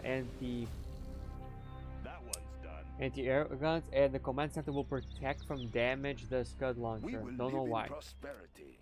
You can just use the. Very good plan, If you want, you can General. just use the missiles and the minigun, the miniguns, and you're done. GLA tunnel network discovered. All units watch for surprise attacks. Yeah, they build a tunnel up here. If you want, you can deal with that. Humvee here. This should be fun. You want some of this? Build some defense to get the things with for money. Can fire it. I want a bond to scale. If you want to build some MiGs too. Totally Made in the USA. worth it. Plan, General. The only thing that's actually, oh yeah, they will attack you from behind with an ability equivalent of the USA of the drop troopers. So build something on that on their back. Why is there a big? Oh, I took a break for something and I let it record. Let's go for it. All finished.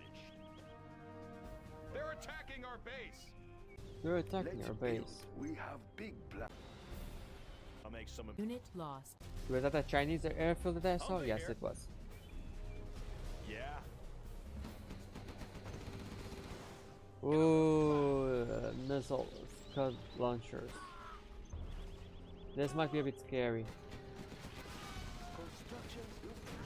Oof, the cannon I built up here is the artillery that I built up here. Base is under attack. Yeah, build this center a little bit closer to this area so the bombardment. Holy shit, that was a close call.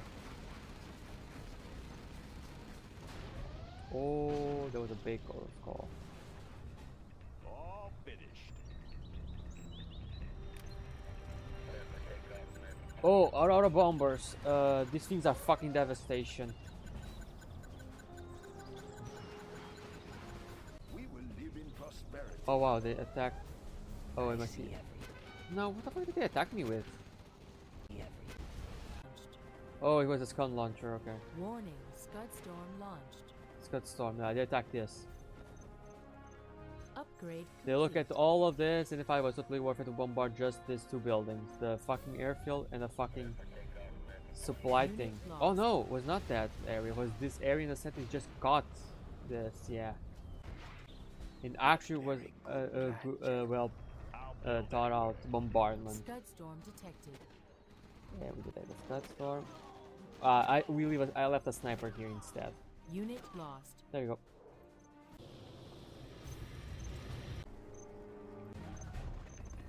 Oh yeah, I spent a bunch of acres too. Unit lost. Passing overhead. Delta 3 inbound. Who needs air support? Yeah, these auto bombers are really fast and they bombard fast. Target confirmed. I send them here because I do think there's little to no defenses. There you go. Unit lost. This will reset the timer. Unfortunately, you lost all auto bombers. This is the special ability with the plane. It's only good to kill units, doesn't destroy the buildings. It's a bit annoying. But it's a good combo with things like the ability to make money out of the destruction you do from GLA.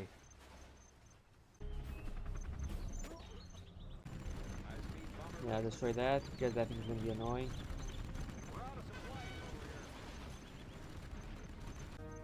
High-speed bomber ready for takeoff. Avionics online. Stabilizers engaged.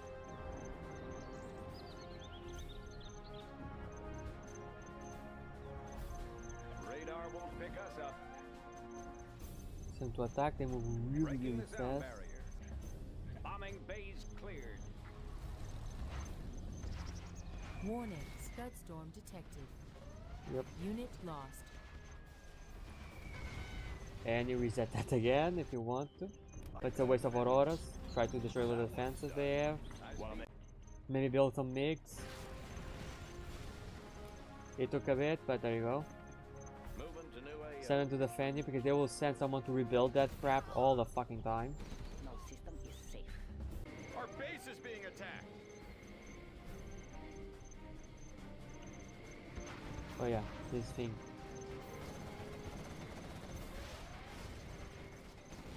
Unit lost. But it doesn't hit, unfortunately. And it will send another one. You want to actually destroy the command center because they will spam this ability a lot until they have the command center destroyed. So you kind of want to destroy Unit those two lost. buildings. The Scud Storm and the command center of GLA. You want to actually destroy all of that.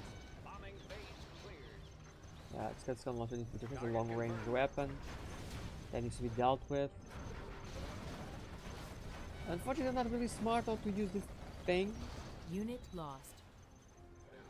They're a little bit awkward. They just move it closer, closer, closer. They don't Unit leave it in a mode where they can attack anything they detect. So yeah, use that to your advantage. Yo, that actually has a really long range. Complete. Let's build.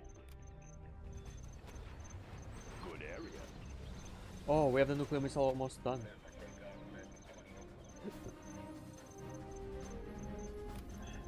Warning, nuclear missile launched. Going to use the Chinese nuclear missile.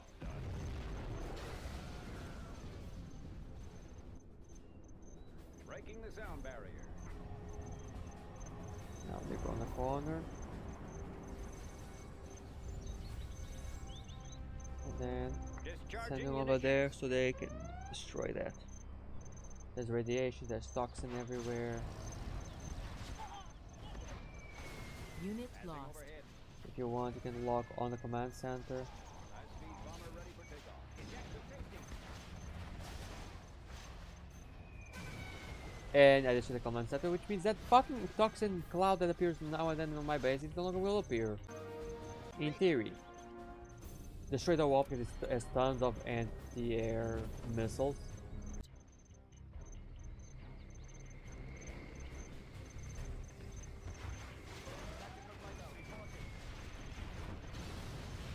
There you go.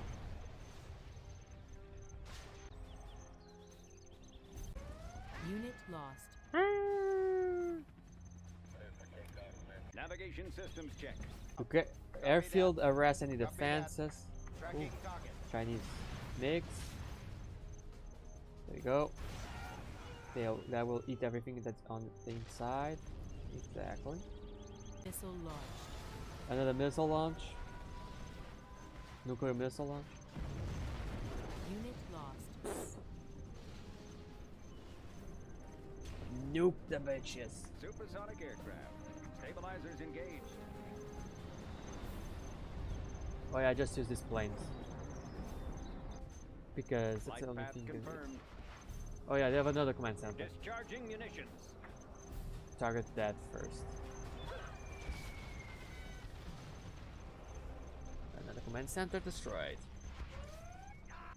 Oh, wait, they quit?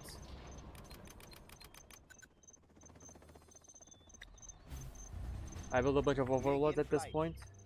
Oh my god, there's a lot of enemies in here. I saw the building stopping being repaired. Did they quit? I don't think they quit.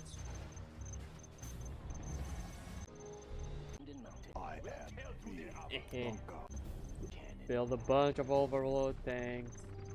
Oh yeah, this area they quit. This area they don't. There's an hospital over there. I capture all this.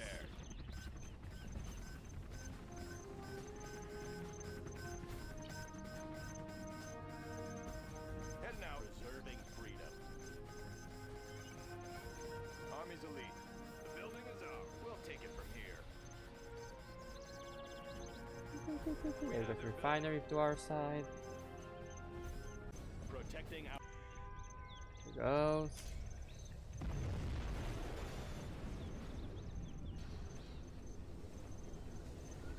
And then a nuclear strike. We just keep striking them with abilities and air strikes because that's way more efficient. Why is this attacking? I don't remember. Oh, it's this building. I wanted to finish it off.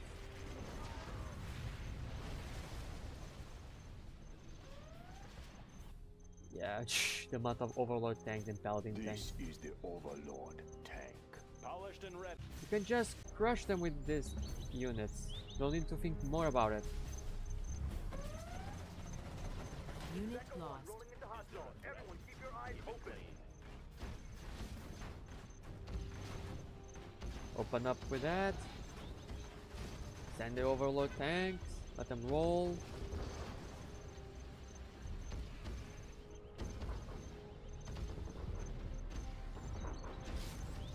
There you go, a bunch of big tanks crushing the GLA. Oh. Unit lost.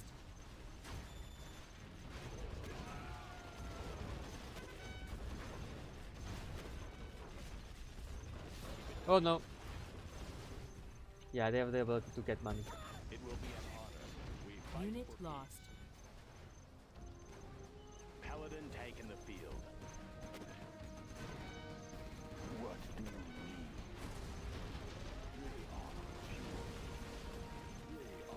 This is it.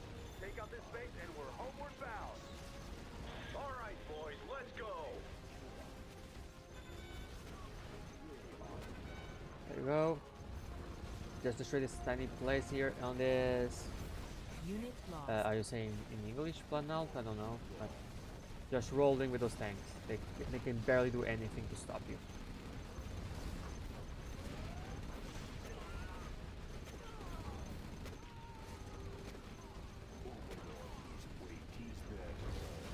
Yeah, but and no, they actually quit. Special forces here. Objective complete. There you go. You are victorious. Oh, there's a suicider over there.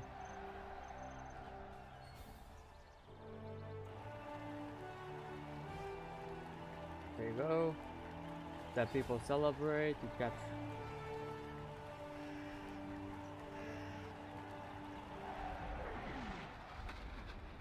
And the most American thing ever, making a fucking bunch of planes appear.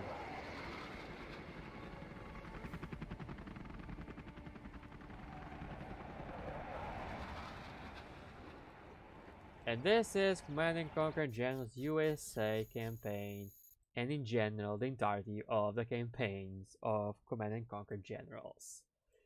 It's a really fun story. This one is really simplistic, that's normal. I'm going to prepare the video about the entirety of the kit and the lore, which is an hour video.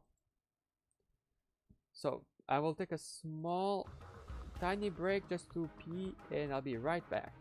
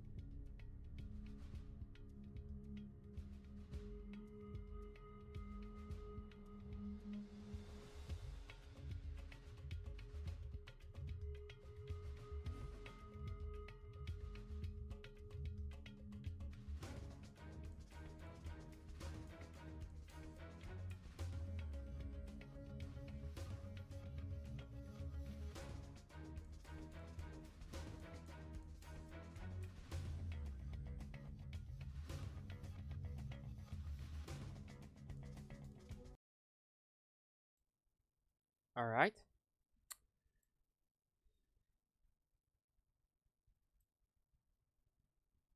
Wait a second. We prepare a couple of things. There you go. There you go. I decided to speed up the video a little bit.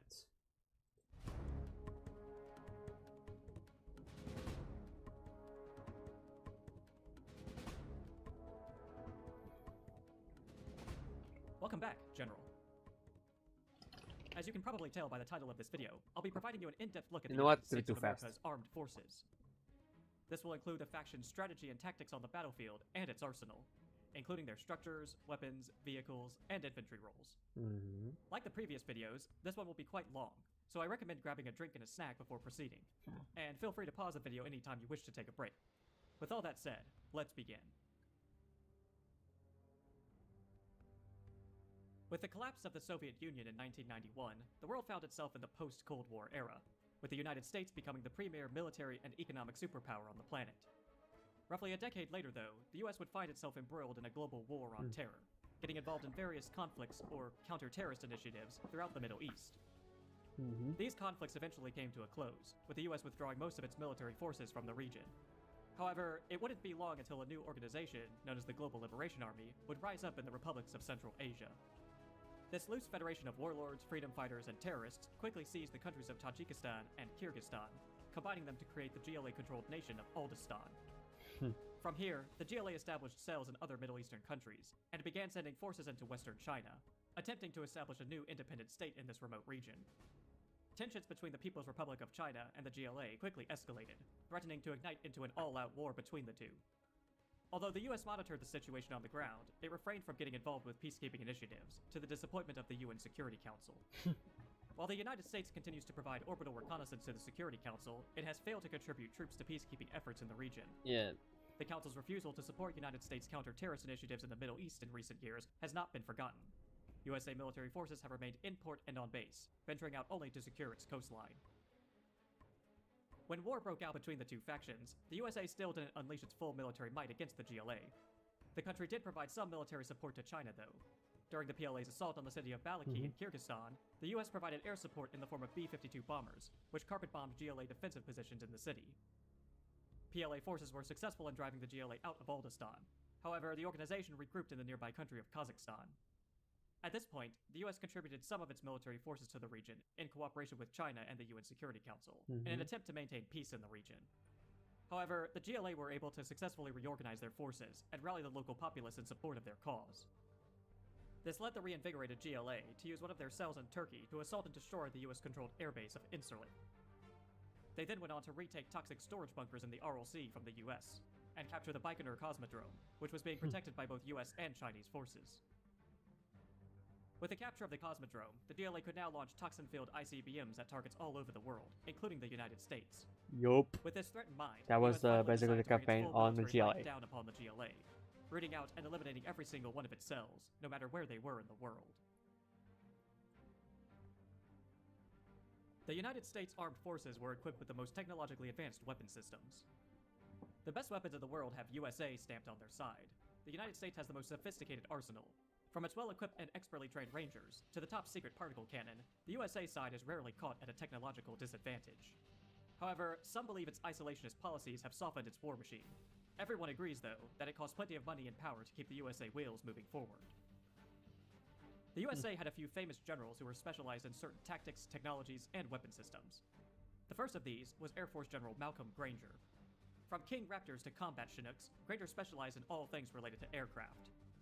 The second was Marine Corps General Alexis Alexander, who was an expert in superweapons like the particle beam cannon, as well as enhanced defensive systems like the EMP Patriot missile I launcher. thought for a moment this would be about the general, Last but no. was US Army General Towns, who developed offensive it's just and mentioning the defensive generals strategies around of the lasers, expansion. including the development of both the laser tank and laser defense turret. The USA's military strategy was to make use of its advanced technology and overwhelming firepower to quickly and effectively destroy their opposition. These shock-and-awe tactics were designed to paralyze the enemy's perception of the battlefield and destroy their will to fight. Such a feat could be accomplished thanks to the USA's Air Force, which was the largest and most well-trained in the world, able to destroy key strategic targets behind enemy lines, and provide close air support for its ground forces. One mission that showcased the effectiveness of this strategy was Operation Final Justice, when the US launched an assault on the GLA-controlled city of Baghdad in Iraq. On the outskirts of the city, a large tank battle between the two forces ensued, with the USA's Crusader tanks successfully destroying the GLA's Scorpions. More Scorpions were sent in to engage the Crusaders, but they were stopped dead in their tracks by low-flying Raptors. As the tank division pushed into the city itself, the GLA launched their Scud Storm missiles in an attempt to destroy them. However, the strike landed in front of the division, causing only friendly fire to the GLA's own forces, as well as civilians. The US force pushed through to the center of the city, capturing the palace. Rangers dropped in from Chinooks to clear out garrison structures and support the advancing division. The tanks made their way up a hill towards the GLA base, where the Scud Storm was located. The GLA set up a defensive line of Scorpion tanks at the top of the hill, but this line was quickly demolished by a B-52 bomber, which dropped a fuel air bomb on top of the enemy position.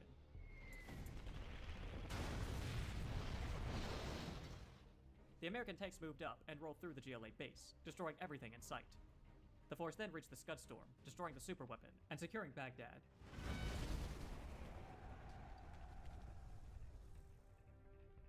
Another mission, called Operation Stormbringer, involved US forces making an amphibious landing on the coast of This is the Kazakhstan, 4th mission. near the city of Atrau. The objective was to destroy a GLA training camp in the city. Battleships provided offshore fire support for the US forces landing on the beach. Once the beach was secured, American forces were able to move their Tomahawk missile launchers in range of the GLA base. The missiles from these launchers destroyed the Stinger sites guarding the base, which made room for a couple of B-52 bombers to fly in and carpet bomb the area, Yup. destroying the base and nearby training facility.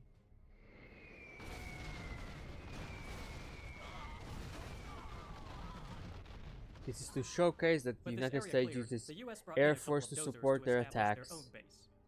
This would allow them to bring in reinforcements and drive the rest of the GLA forces out of the city. Heavy urban combat ensued, but the US forces continued to receive air support from their A-10s and bombard entrenched enemy positions with their Tomahawks, successfully clearing out the city of all GLA resistance.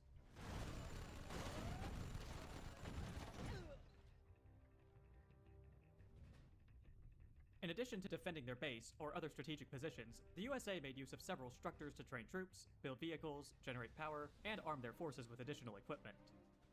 One thing that all US structures had in common was that the personnel inside the buildings would automatically repair any Huh? damage. They do? I This didn't was know that. unlike the structures used by China or the GLA, that required workers or a dozer to repair them. Of course, the US dozer could perform repairs on their own structures too, but it wasn't a requirement thanks to their ability to self-repair.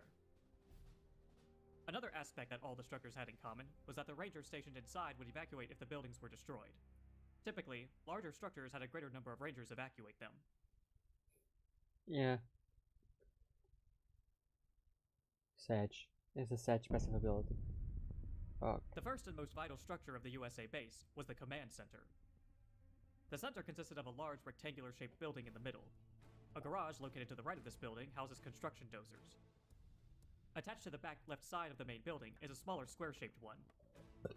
Other features include a tower with a large satellite dish at the top and a flagpole next to the garage. Located in front of the main building is a concrete block with the USA symbol on it. A chain-link fence partially surrounds the entire structure. The command center was used by US generals to direct and coordinate their forces on the battlefield. The garage housed and assembled construction dozers to expand the base, if needed. Using its satellite dish, the command center would connect to a spy satellite that could periodically scan the battlefield, temporarily revealing any and everything through the fog of war. This allowed the USA general to reveal any enemy forces in the area, including stealth units or structures.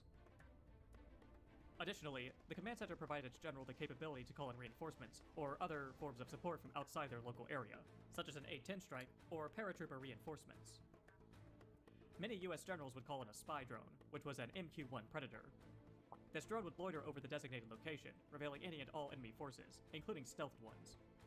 The drone itself was stealthy, though if detected by the enemy, it could be easily brought down, as it had light armor and no way to defend itself. The second structure was the cold fusion reactor. cold This fusion building reactor. provided power to the US base. The main structure was square-shaped and housed the reactor itself. It had a tall, thin smokestack next to it. Another small building located next to them may have been used as a power monitoring station. The power transformer attached to power lines are located next to the main building. The reactor could be upgraded with control rods, which doubled its power output. An upgraded reactor had a light green glow at the top of the main structure. One could also see sparks emanating from the towers and power lines. The third structure was the supply center. This building had a helipad used by Chinook helicopters to transport collected supplies to the supply center. These supplies would then be picked up by a small crane, which placed them on a conveyor belt and taken to a building for sorting. A larger rectangular-shaped building used to store additional supplies was next to the helipad, with a large cylindrical tank that was located just across from it.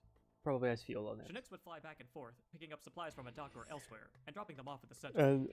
From here, the supplies would be processed and either The put to use Chinooks in are the USA's best war unit effort to or sold bring generate funds. resources. They bring $600 The per fourth move. structure was the barracks. So China is 300 Three and the rectangular-shaped slaves buildings is that housed the 75. troops made up the bulk of this structure.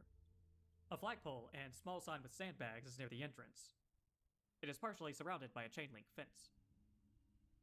The barracks is where the US would recruit and train infantry.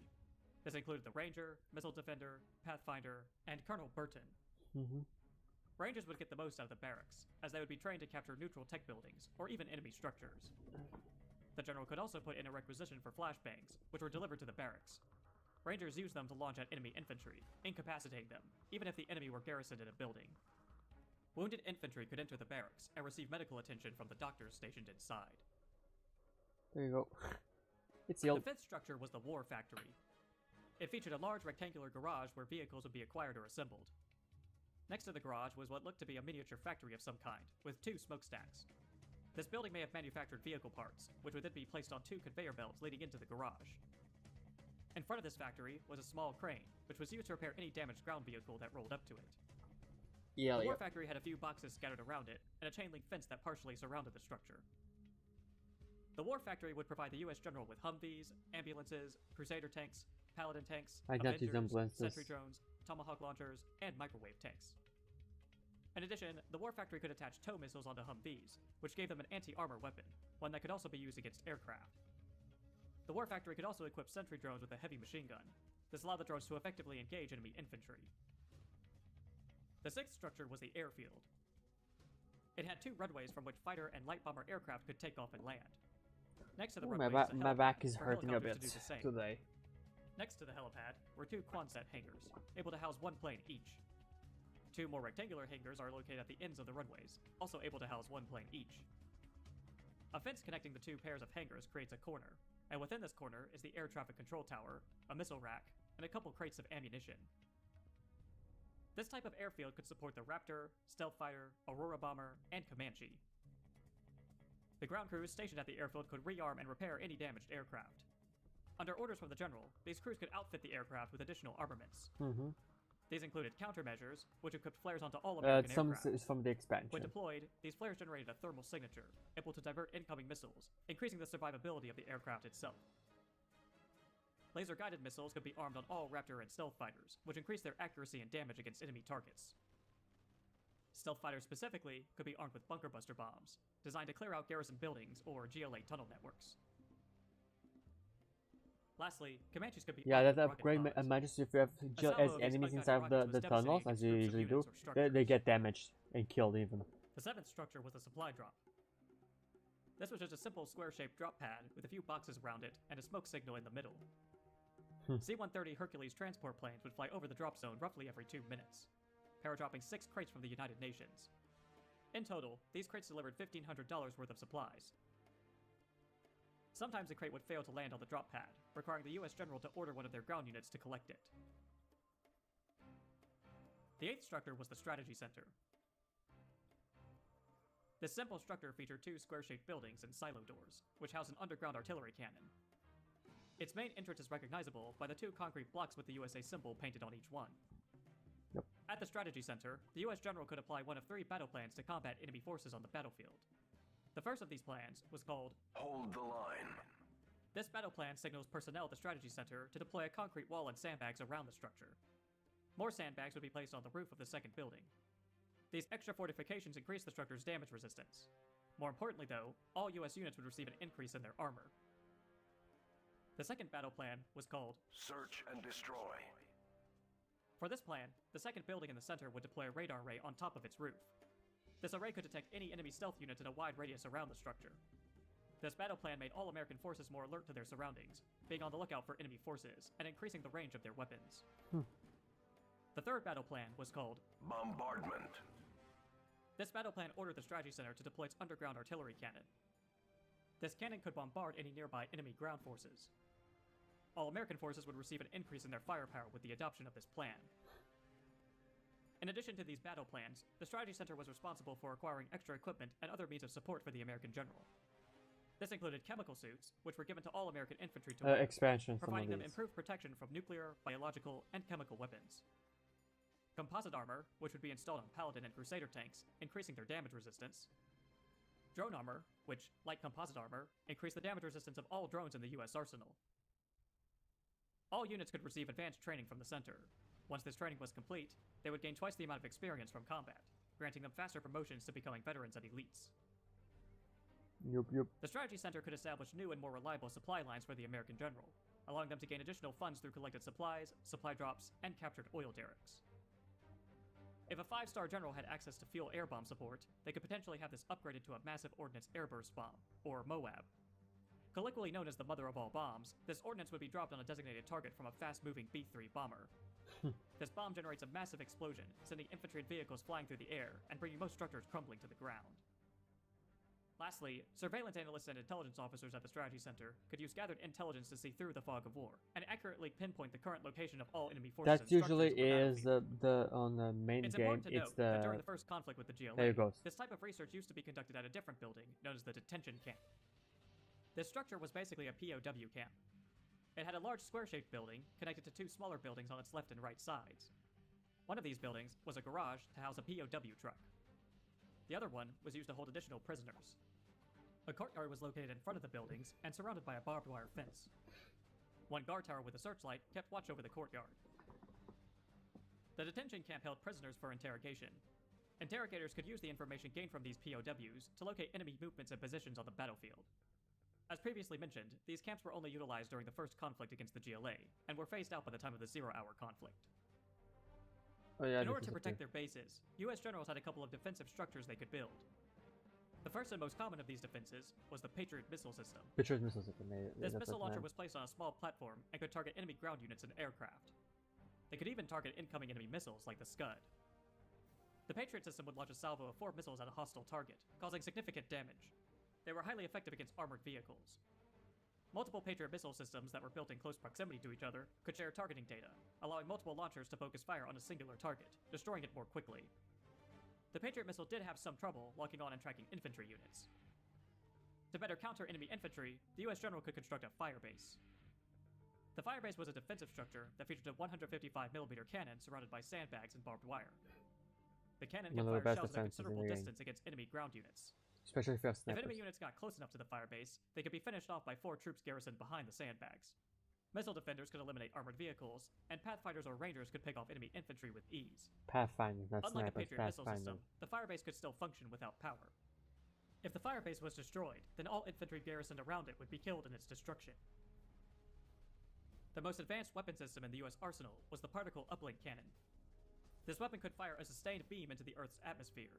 The beam is then reflected off an orbital mirror back down onto the designated target. The structure has a rectangular building with satellite dishes, used to link up and track the satellite mirrors needed to reflect the beam.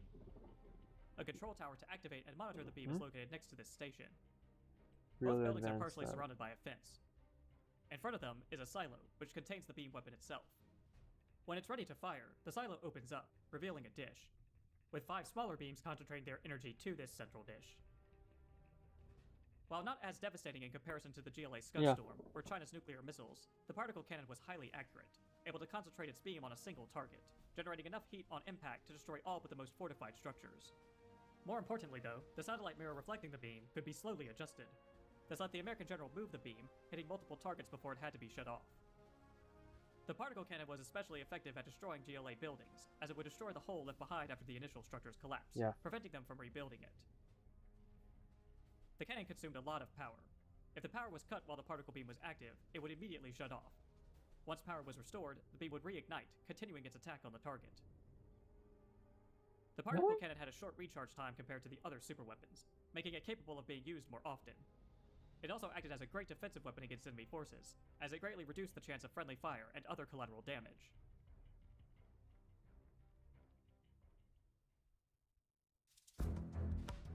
From the barracks? The But yeah. USA has some of the most well-trained infantry, with each soldier performing their assigned task with the utmost efficiency. The first of these infantrymen was the Ranger. What's the mission, sir? There is no fighting man like the USA Ranger. Trained with the latest techniques and armed with the best weapons, the Ranger is a low-cost, effective weapon in numbers. The Ranger was the standard infantryman during the USA's war against the GLA. The Ranger was armed with an M16A2 rifle to effectively engage enemy infantry with. They could capture neutral or enemy buildings with the proper training. When armed with flashbang grenades, they could quickly incapacitate enemy infantry, including those inside buildings. The Rangers could even launch these grenades from inside their own garrisons. A 3-star American general could request Ranger reinforcements from outside the battlefield. These Rangers would arrive by paradropping onto the designated location by way of a C-130 transport plane. There were 3 levels to this support power. The first one would paradrop 5 Rangers at the target location from a single C-130. The second would paradrop 10 Rangers, and the third would paradrop 20 Rangers from 2 C-130 transports. Oh, it's 20? The US General could have Rangers paradrop behind enemy lines in order to wreak havoc on an enemy base or cut off their supply lines. While Rangers were trained to take on enemy infantry, their lack of any anti-tank weaponry made them highly vulnerable to armor and aircraft. To counter vehicular threats, the US had the Missile Defender. Got my missile launcher right here. The Missile Defender was armed with what looks to be either an Mk-153 Small or FGM-148 Javelin. The Defenders could devastate hostile armor and bring enemy aircraft crashing to the ground. The Missile Defender had the unique ability to laser lock onto a single enemy vehicle. This allowed the Defender to continuously launch rockets at the targeted vehicle until it was destroyed. A squad of Defenders laser locking onto a single vehicle would quickly reduce it to scrap. Sometimes, American generals needed more specialized infantry to counter the enemies and provide them with important scouting information. To accomplish such tasks, 3-star generals would recruit Pathfinders. Scope cleaned and mounted. These advanced scouts for the USA infantry are lethal to enemy infantry. With a long-range sniper rifle, a Pathfinder can take out an enemy soldier before he is even seen. The Pathfinder was armed with what looks to be an H&K PSG-1 sniper rifle. This rifle could easily take out enemy infantry at long range, without revealing the position of the Pathfinder, thanks to the sniper being outfitted with a ghillie suit that kept him camouflaged. Moving would break his camouflage, though. Unlike other infantry units that can be seen when inside a building, the Pathfinder could garrison one without the enemy knowing he was there. But if the enemy had stealth-detecting equipment, they could reveal the Pathfinder's location no matter where he was hiding. Once discovered, the Pathfinder could easily be taken out by hostile forces, especially vehicles. Sometimes, whenever an American vehicle was destroyed, a member of the crew would eject. These crewmen were known as pilots. I have experience. Normally, pilots are specifically those who eject out of aircraft that have been shot down. But in-game, they are any veteran crewman who survives the destruction of their vehicle. Pilots were completely unarmed, but they could run fast. Higher-ranking pilots could run even faster, giving them a higher chance to get away from hostile forces. Once back at the US base, the pilot could recrew any ground vehicle or aircraft, passing their previous experience along to the new vehicle and its crew. There were a few other specialty soldiers that saw limited action during the USA's war with the GLA. The first of these was the CIA agent. What's the directive? CIA agents were specifically utilized in the mission Black Gold during the Zero-Hour conflict. This is when the US conducted a large air operation in order to seize the GLA-controlled Amistad oil fields in Iran. 3 CIA agents infiltrated the region before the operation started, securing a few supply crates. These agents hid in tents to await arriving American forces, who they could assist in the battle. The agents were armed with a machine pistol that could quickly take out enemy infantry. They also carried timed and remote demo charges, which could be used to destroy enemy buildings. Another specialty soldier utilized by the US was the biohazard technician. These technicians wore a chemical suit and were armed with a sprayer to decontaminate an area of toxins or nuclear radiation. These technicians played an active role in decontaminating toxic bunkers in the Aral Sea before the GLA recaptured them. They were also active at the Baikonur Cosmodrome before the GLA took over the facility. There were soldiers known as infantry officers at the Cosmodrome too, though there isn't much information available on them. We only see these officers at the Cosmodrome, and a few are standing around at the celebration of the USA's triumph over the GLA stronghold in Akmola. Last, but certainly not least, was the USA's most well-known commando, Colonel Burton. You want the best? Here I am. There's a bit of a discrepancy with Colonel Burton's main weapon. In his profile picture, he's wielding an M134 minigun. However, according to the General's Manual, Burton is armed with a sniper rifle. Yet, the weapon that he holds in-game looks like some kind of burst-fire rifle. Each burst of Burton's weapon took down enemy infantry quickly, and was even powerful enough to destroy light vehicles. Colonel Burton's stealth training allowed him to move across the battlefield without being noticed, except by stealth-detecting units or structures. Burton could even scale cliffs, which gave him access to areas that other infantry couldn't reach. He carried a knife that he could use to stealthily take out enemy infantry. He was also armed with both timed and remote demo charges. The timed demo charge could be placed on a structure and would explode when the timer reached 0. Remote demo charges could be placed on multiple structures and then detonated at the same time with a remote. Colonel Burton participated in several missions during the war against the GLA. A few of the more notable ones included Operation Treasure Hunt, where Burton assisted American forces in rescuing 3 captured Comanche pilots who had been shot down over the GLA-controlled village of Al-Hanad in Yemen. Yup. Burton also supported American forces during Operation Desperate Union in southeastern Kazakhstan, where a rogue Chinese general joined up with the GLA and was supplying the organization with PLA equipment. Burton scouted out the area, eliminating enemy patrols and wreaking as much havoc as he could behind enemy lines. This bought the US general time to build up their forces and launch assaults to destroy the GLA and rogue PLA generals' bases. Nice. During the Zero-Hour conflict, Burton supported American forces in escorting supply trucks to a warehouse in Somalia. Colonel Burton and PLA agent Black Lotus worked together in a joint operation to infiltrate and destroy a GLA toxic research lab in Mount Elbrus, Russia. Burton and his team freed American POWs and liberated some of their captured equipment from the GLA.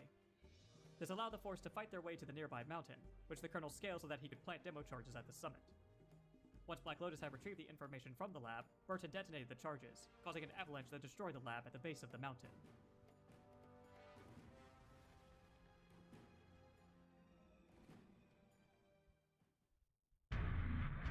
Now the vehicles. The US made use of several practical and advanced ground vehicles. One thing that all of these vehicles had in common was that they could deploy one of 3 small drones for battlefield support. The first of these was the Scout drone, which looked like a smaller version of the MQ-1 Predator spy drone that 1-star American generals could deploy. These drones would increase the vehicle crew's sight range, allowing them to see enemy forces further away. In addition, they could detect stealthed enemy units, demo traps, and mines. Even though the Scout drone was the cheapest, it could usually keep pace with its parent vehicle. The second was the Battle drone. This cylindrical-shaped flyer was armed with a small machine gun that could take out enemy infantry attacking the American vehicle. The drone was also equipped with a repair torch, which it used to repair any damage the vehicle it was assigned to sustained. The Battle drone was the slowest of the 3, sometimes unable to keep up with its parent vehicle. Wait for The me. third was the Hellfire drone. This was the fastest-moving drone, easily keeping up with its parent vehicle. The drone was named after its armament, which were Hellfire missiles. These were effective against both infantry and vehicles. It was the most expensive of the 3 drones, though. Anti-air weapon systems could easily shoot these drones down. Drone armor from the Strategy Center extended their survival chance. New ones could be deployed by vehicle crews. If the parent vehicle was destroyed, then the drone would crash to the ground. The only 2 vehicles in the US arsenal that didn't have one of these support drones was the Sentry and the Construction Dozer. Laying the foundation. More like a front loader rather than a dozer, its primary function was to construct US military bases and defenses practically anywhere. While US buildings could repair themselves, the dozer could contribute to the process, repairing them faster. While the dozer was unarmed, it could potentially run over enemy infantry that got too close. But if there was a region laced with mines or demo traps, the dozer could be given the dangerous task of digging up and disarming these explosives. Once the dozer had finished constructing a war factory, the US general could use it to deploy sentry drones. The sentry drone made for an excellent scout, due to how quickly it could move across the battlefield, and the powerful sensors were able to see through the fog of war. Again, from the expansion. These sensors could even detect nearby enemy stealth units. When not moving, the sentry drone is camouflaged. By default, the drones are unarmed, but an American general could outfit them with machine guns from the war factory. These slow-firing weapons were effective against infantry, allowing the sentry to ambush and gun them down with ease. Once detected, the drone didn't last very long in a fight, especially against enemy vehicles. Another vehicle in the US arsenal that was lightly armored and quick-moving was the Humvee. Got room for 5. The high-mobility Got room for multi-purpose 5. vehicle was the primary ground transport for American infantry. It could carry up to 5 infantrymen who could fire their weapons at nearby enemy units from inside the vehicle. Missile defenders inside Humvees were a particularly deadly combination. The Humvee had a machine gun turret on the roof. Tow missiles could be attached to the turret, providing the vehicle with a decent anti-armor and air weapon. If the vehicle took significant damage, it was imperative that any infantry inside bail out, since the destruction of the Humvee meant everyone inside was also killed. Yep. The Humvee was the most versatile vehicle in the US arsenal, as there were 2 modified versions of it. The first of which was the ambulance. Need some medical attention? The ambulance was a Humvee that provided both medical and mechanical support to wounded infantry and damaged vehicles within its vicinity. it could carry up to 3 soldiers who could receive medical aid inside. Other than being supported by a battle or Hellfire drone, the vehicle was unarmed. Special armor on the vehicle made it immune to the effects of corrosive toxins or radiation in a contaminated area. In addition, it was equipped with a detox sprayer, which could decontaminate a toxic or irradiated region. The last modified Humvee was called the Avenger. Defensive laser systems. The Avenger was the USA's primary anti-aircraft vehicle, armed with dual laser guns on the back. These lasers were very effective against aircraft, taking them down in a matter of seconds. At the front of the vehicle was a laser designator, used to paint any enemy ground targets. The painted targets were more susceptible to damage from other allied units. The designator sat between 2 small point defense lasers. As their name implies, these would destroy incoming rocket or missile projectiles. The Avenger could use all of its laser weapons at the same time, making it a highly effective support vehicle. The downside was that it was slow-moving and couldn't destroy any ground targets unless it had a battle or Hellfire drone. It was also expensive to construct due to all its advanced laser weaponry. The Avenger was often utilized to support the USA's main battle tank, which was called the Crusader. USA Armor Division. The Crusader's primary edge over the GLA's or China's main battle tanks was its powerful cannon and armor, the latter of which could be further improved with composite armor from the Strategy Center. The tank had a decent movement speed and wasn't too expensive to build, so American generals could field a number of them on the battlefield. A C-130 would periodically paradrop a single Crusader tank onto a captured reinforcement pad. As strong as the Crusader was, it could be overwhelmed by hostile firepower, especially if it came in the form of rockets, such as with the GLA Stinger sights and rocket buggies. To counter these threats, a 1-star USA general could requisition the most powerful tank in the military's arsenal, the Paladin tank. Preserving freedom. Go straight to this An tank. advanced prototype, the Paladin tank fires a jet-assisted shell and automatically targets enemy missiles with its small, powerful laser. While more expensive than the Crusader, the Paladin tank had better armor and jet-assisted shells, which could do greater damage to enemy vehicles or structures. It also had a point defense laser on top of the turret. Like the PDS systems on the Avenger, the one on the Paladin would destroy incoming enemy rockets or missiles before they could hit the tank, though some could still get through. Sometimes, the PDS could be used to instantly kill enemy infantry that got too close to the Paladin. Though the US had a much more effective vehicle for dealing with infantry, called the microwave tank. Microwave weapons cleared for battle. By default, the microwave generated a wave of heat in a circular radius around itself. Any enemy infantry that were caught within this heat field would quickly catch fire and be killed. This made the vehicle immune to hijackings by GLA hijackers, so long as the field remained active. The tank's main weapon could be used to direct its heat wave at an enemy structure or garrisoned building. These microwave frequencies were powerful enough to disable the electronics of any structure, effectively shutting them down for as long as the wave was maintained. Sustaining this kind of attack, however, meant that the microwave tank couldn't utilize its heat field. The attack couldn't be used against vehicles either. Against garrisoned buildings, this heat wave could instantly clear them of hostile infantry.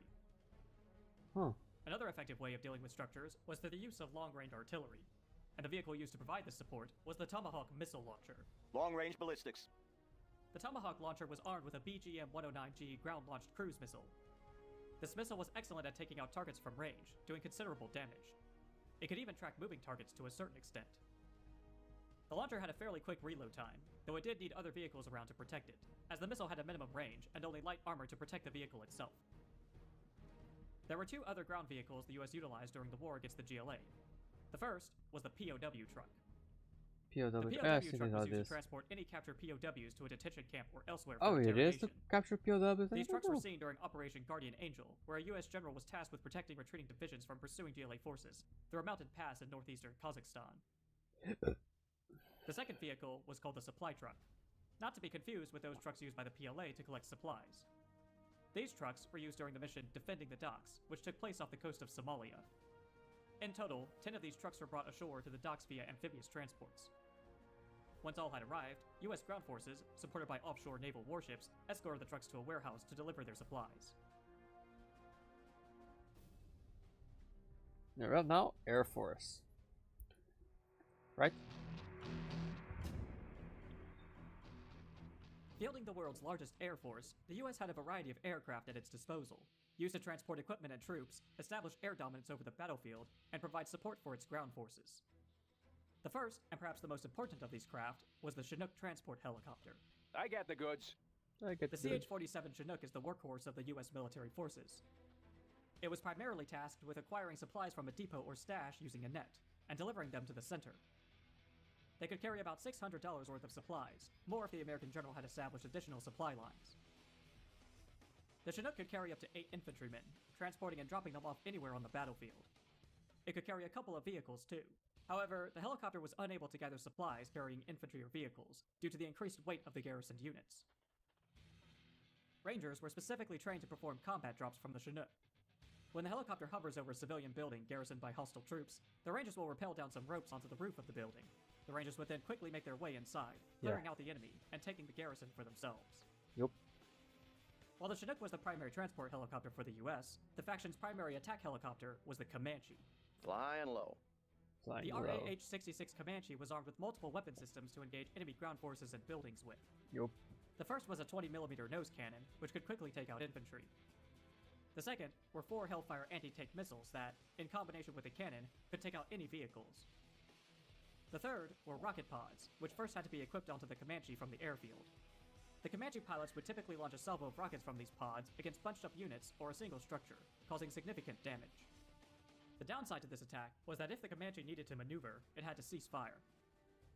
The Comanche was fast and maneuverable, able to quickly make its way across the battlefield, launch a strike, and then exfiltrate the area. It was quite vulnerable to anti-aircraft weapon systems, and could be shot down if it overstayed its welcome. For airplanes, the USA's primary multi-role fighter was the Raptor. Let's give him an air show. The F-22 Raptor was the plane most commonly seen throughout America's war against the GLA. It could take off from not only land-based airfields, but aircraft carriers as well.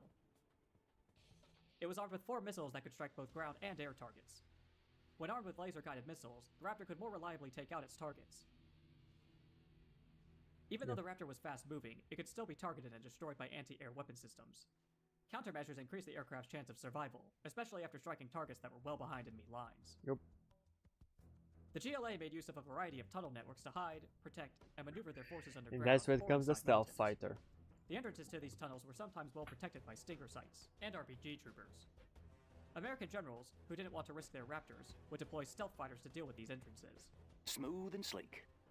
Specifically, the stealth fighter was an F-117 Nighthawk.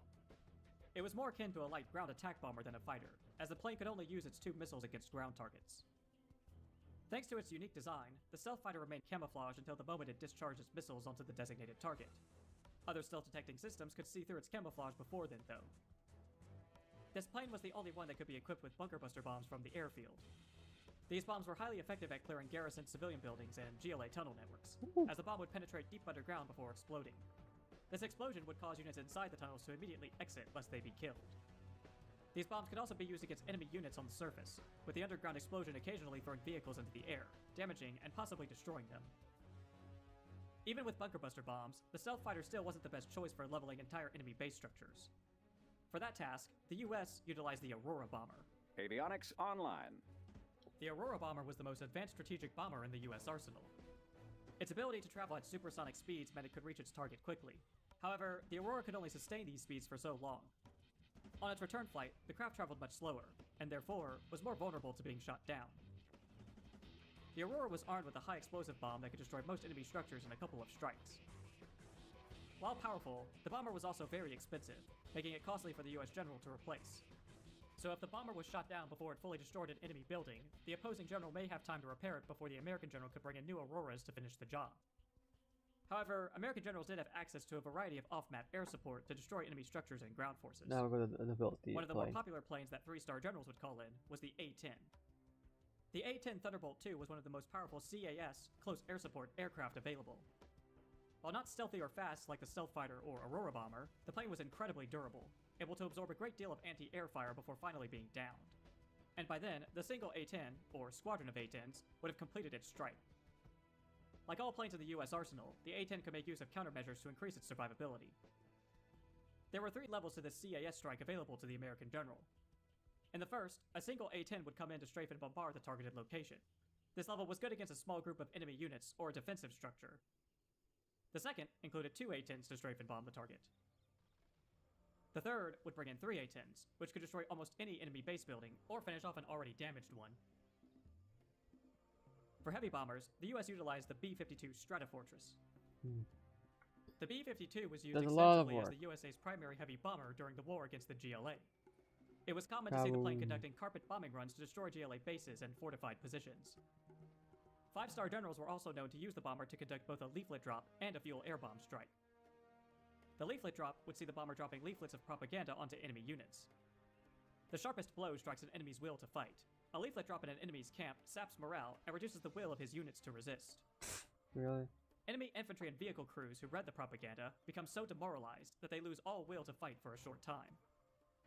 Eventually, the effects of the propaganda wear off, but by then, it may be too late for the enemy to conduct an attack or defend their base. While demoralized, the US general may take the opportunity to conduct another strike on the enemy. Instead of leaflets, a B-52 would be called in to drop a fuel air bomb onto the target. Yeah, it's a bit silly, the propaganda one. Weapon. Don't When waste. detonated, it created a large explosion that would destroy any units caught within the blast radius. Some defensive structures could be destroyed with it too, though more durable base buildings typically survived. More importantly though, a US general could acquire an upgrade for this support power from the Strategy Center. This upgrade replaced the B-52 with a B-3 bomber. The B-3 bomber was basically just a B-2 bomber. It was fast-moving and capable of delivering a variety of ordnance onto a target, but it was mostly used to drop the most powerful bomb in the US arsenal. This was the Massive Ordnance Airburst Bomb, or MOAB, more commonly known as the Mother of All Bombs. When dropped on the designated target, it would create a massive explosion, instantly destroying infantry, vehicles, and most structures. The blast was so powerful that some units were literally thrown into the air by it. The last aircraft used for extended CAS support to American generals was the Spectre gunship. Spectre gunship, standing by. The Spectre gunship was typically reserved for 5-star generals. This aircraft could be seen as the next evolution of the AC-130 Spectre. Unlike its former counterpart, the aircraft used 2 jet engines on its tail to soar swiftly across the skies. It also utilized a variable sweep wing design. The Spectre was armed with dual 20mm M61 Vulcan guns, a Buffer's 40mm cannon, and a 105mm cannon. When approaching its target, the Spectre flew with its wings swept back.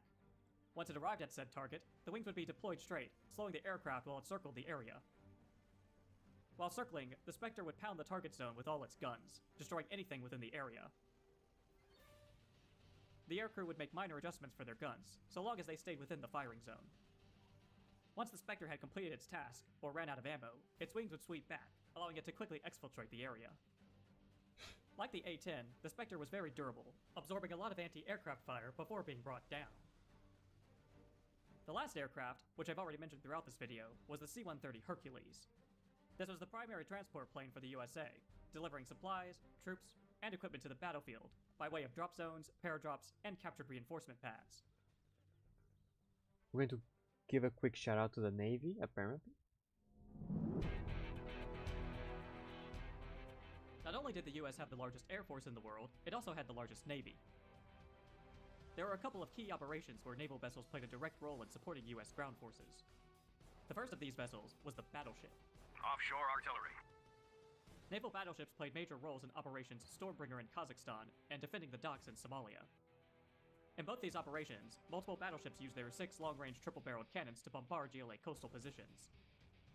These bombardments provided much-needed fire support for the American ground forces. Battleships would also act as escorts for the USA's aircraft carriers. Protecting the coast. Aircraft carriers provided vital air support for American ground forces. One carrier, the USS Daedalus, was part of the naval strike force off the coast of Somalia. Raptors would take off from a runway on the deck of the carrier to conduct bombing runs against GLA forces. When the Raptors returned, they landed on a secondary runway and taxied over to the original one. The Raptors would rearm and receive repairs from the Daedalus's crew. Any Raptors that were shot down while out conducting their sorties would be replaced by new ones from below the deck of the ship. Another carrier, called the USS Reagan, was stationed in the Mediterranean. It was destroyed by the GLA when they captured one of the USA's particle beam cannons, and used it against the ship. In addition to the battleships, the US utilized smaller patrol boats to help protect their fleets. These were armed with a machine gun and a couple of torpedoes. It's important to note that these patrol boats look exactly the same as a couple of the boats used by the GLA, though this is simply a case of the developers reusing game assets. Finally, the last ship used by the US Navy was the amphibious transport. As its name implies, this LCAC, landing craft air cushion, could transport infantry and vehicles from ship to shore. The vessel was responsible for transporting and dropping off US supply trucks during the Defending the Docks mission, and was used to land troops on the beach in Operation Stormbringer. And there you go, USA. Depending on the rank of the USA generals, they could request special units and other support columns from outside their area of operations. I've already gone over nearly all of these, like the spy drone, Pathfinder, and fuel air bomb. A 3-star USA general could call in emergency repairs for their vehicles on the front line. Yeah. This doesn't matter. This is a repair There you hill. have it, General. A detailed overview of the United States Armed Forces. More information on the USA's most famous generals, Granger, Towns, and Alexander, will be provided to you in the future, including information regarding the unique capabilities and arsenals that each one brought to the US military.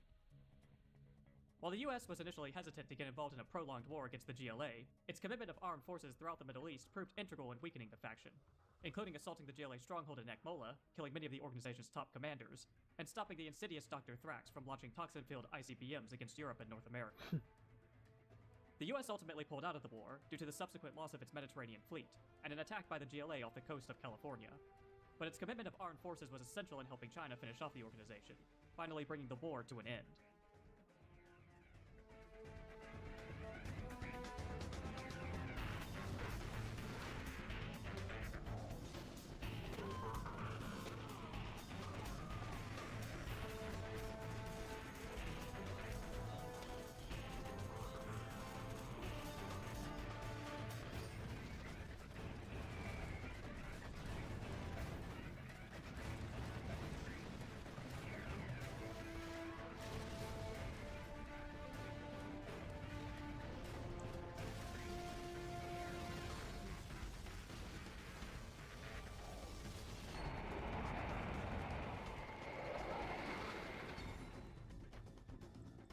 And there you go, ladies and gentlemen. The United States of America. One of the factions I like to play the most in Command & Conquer Generals. It's extremely fun, extremely cool. Yeah. Especially using the Humvees. I really like it because of the Humvees abilities. So, this is it for today. Friday is going to be Cyberpunk. We're going to check if there's anything to do after the Phantom Liberty other than the normal quests. If it's just the normal quest, then I will just grind it off screen and get to go to the final ending. I think we don't have access to the special ending from Phantom Liberty because we did not support Myers, the President Myers from NUSA. So yeah. But thank you to join me today. See you all Friday. Bye.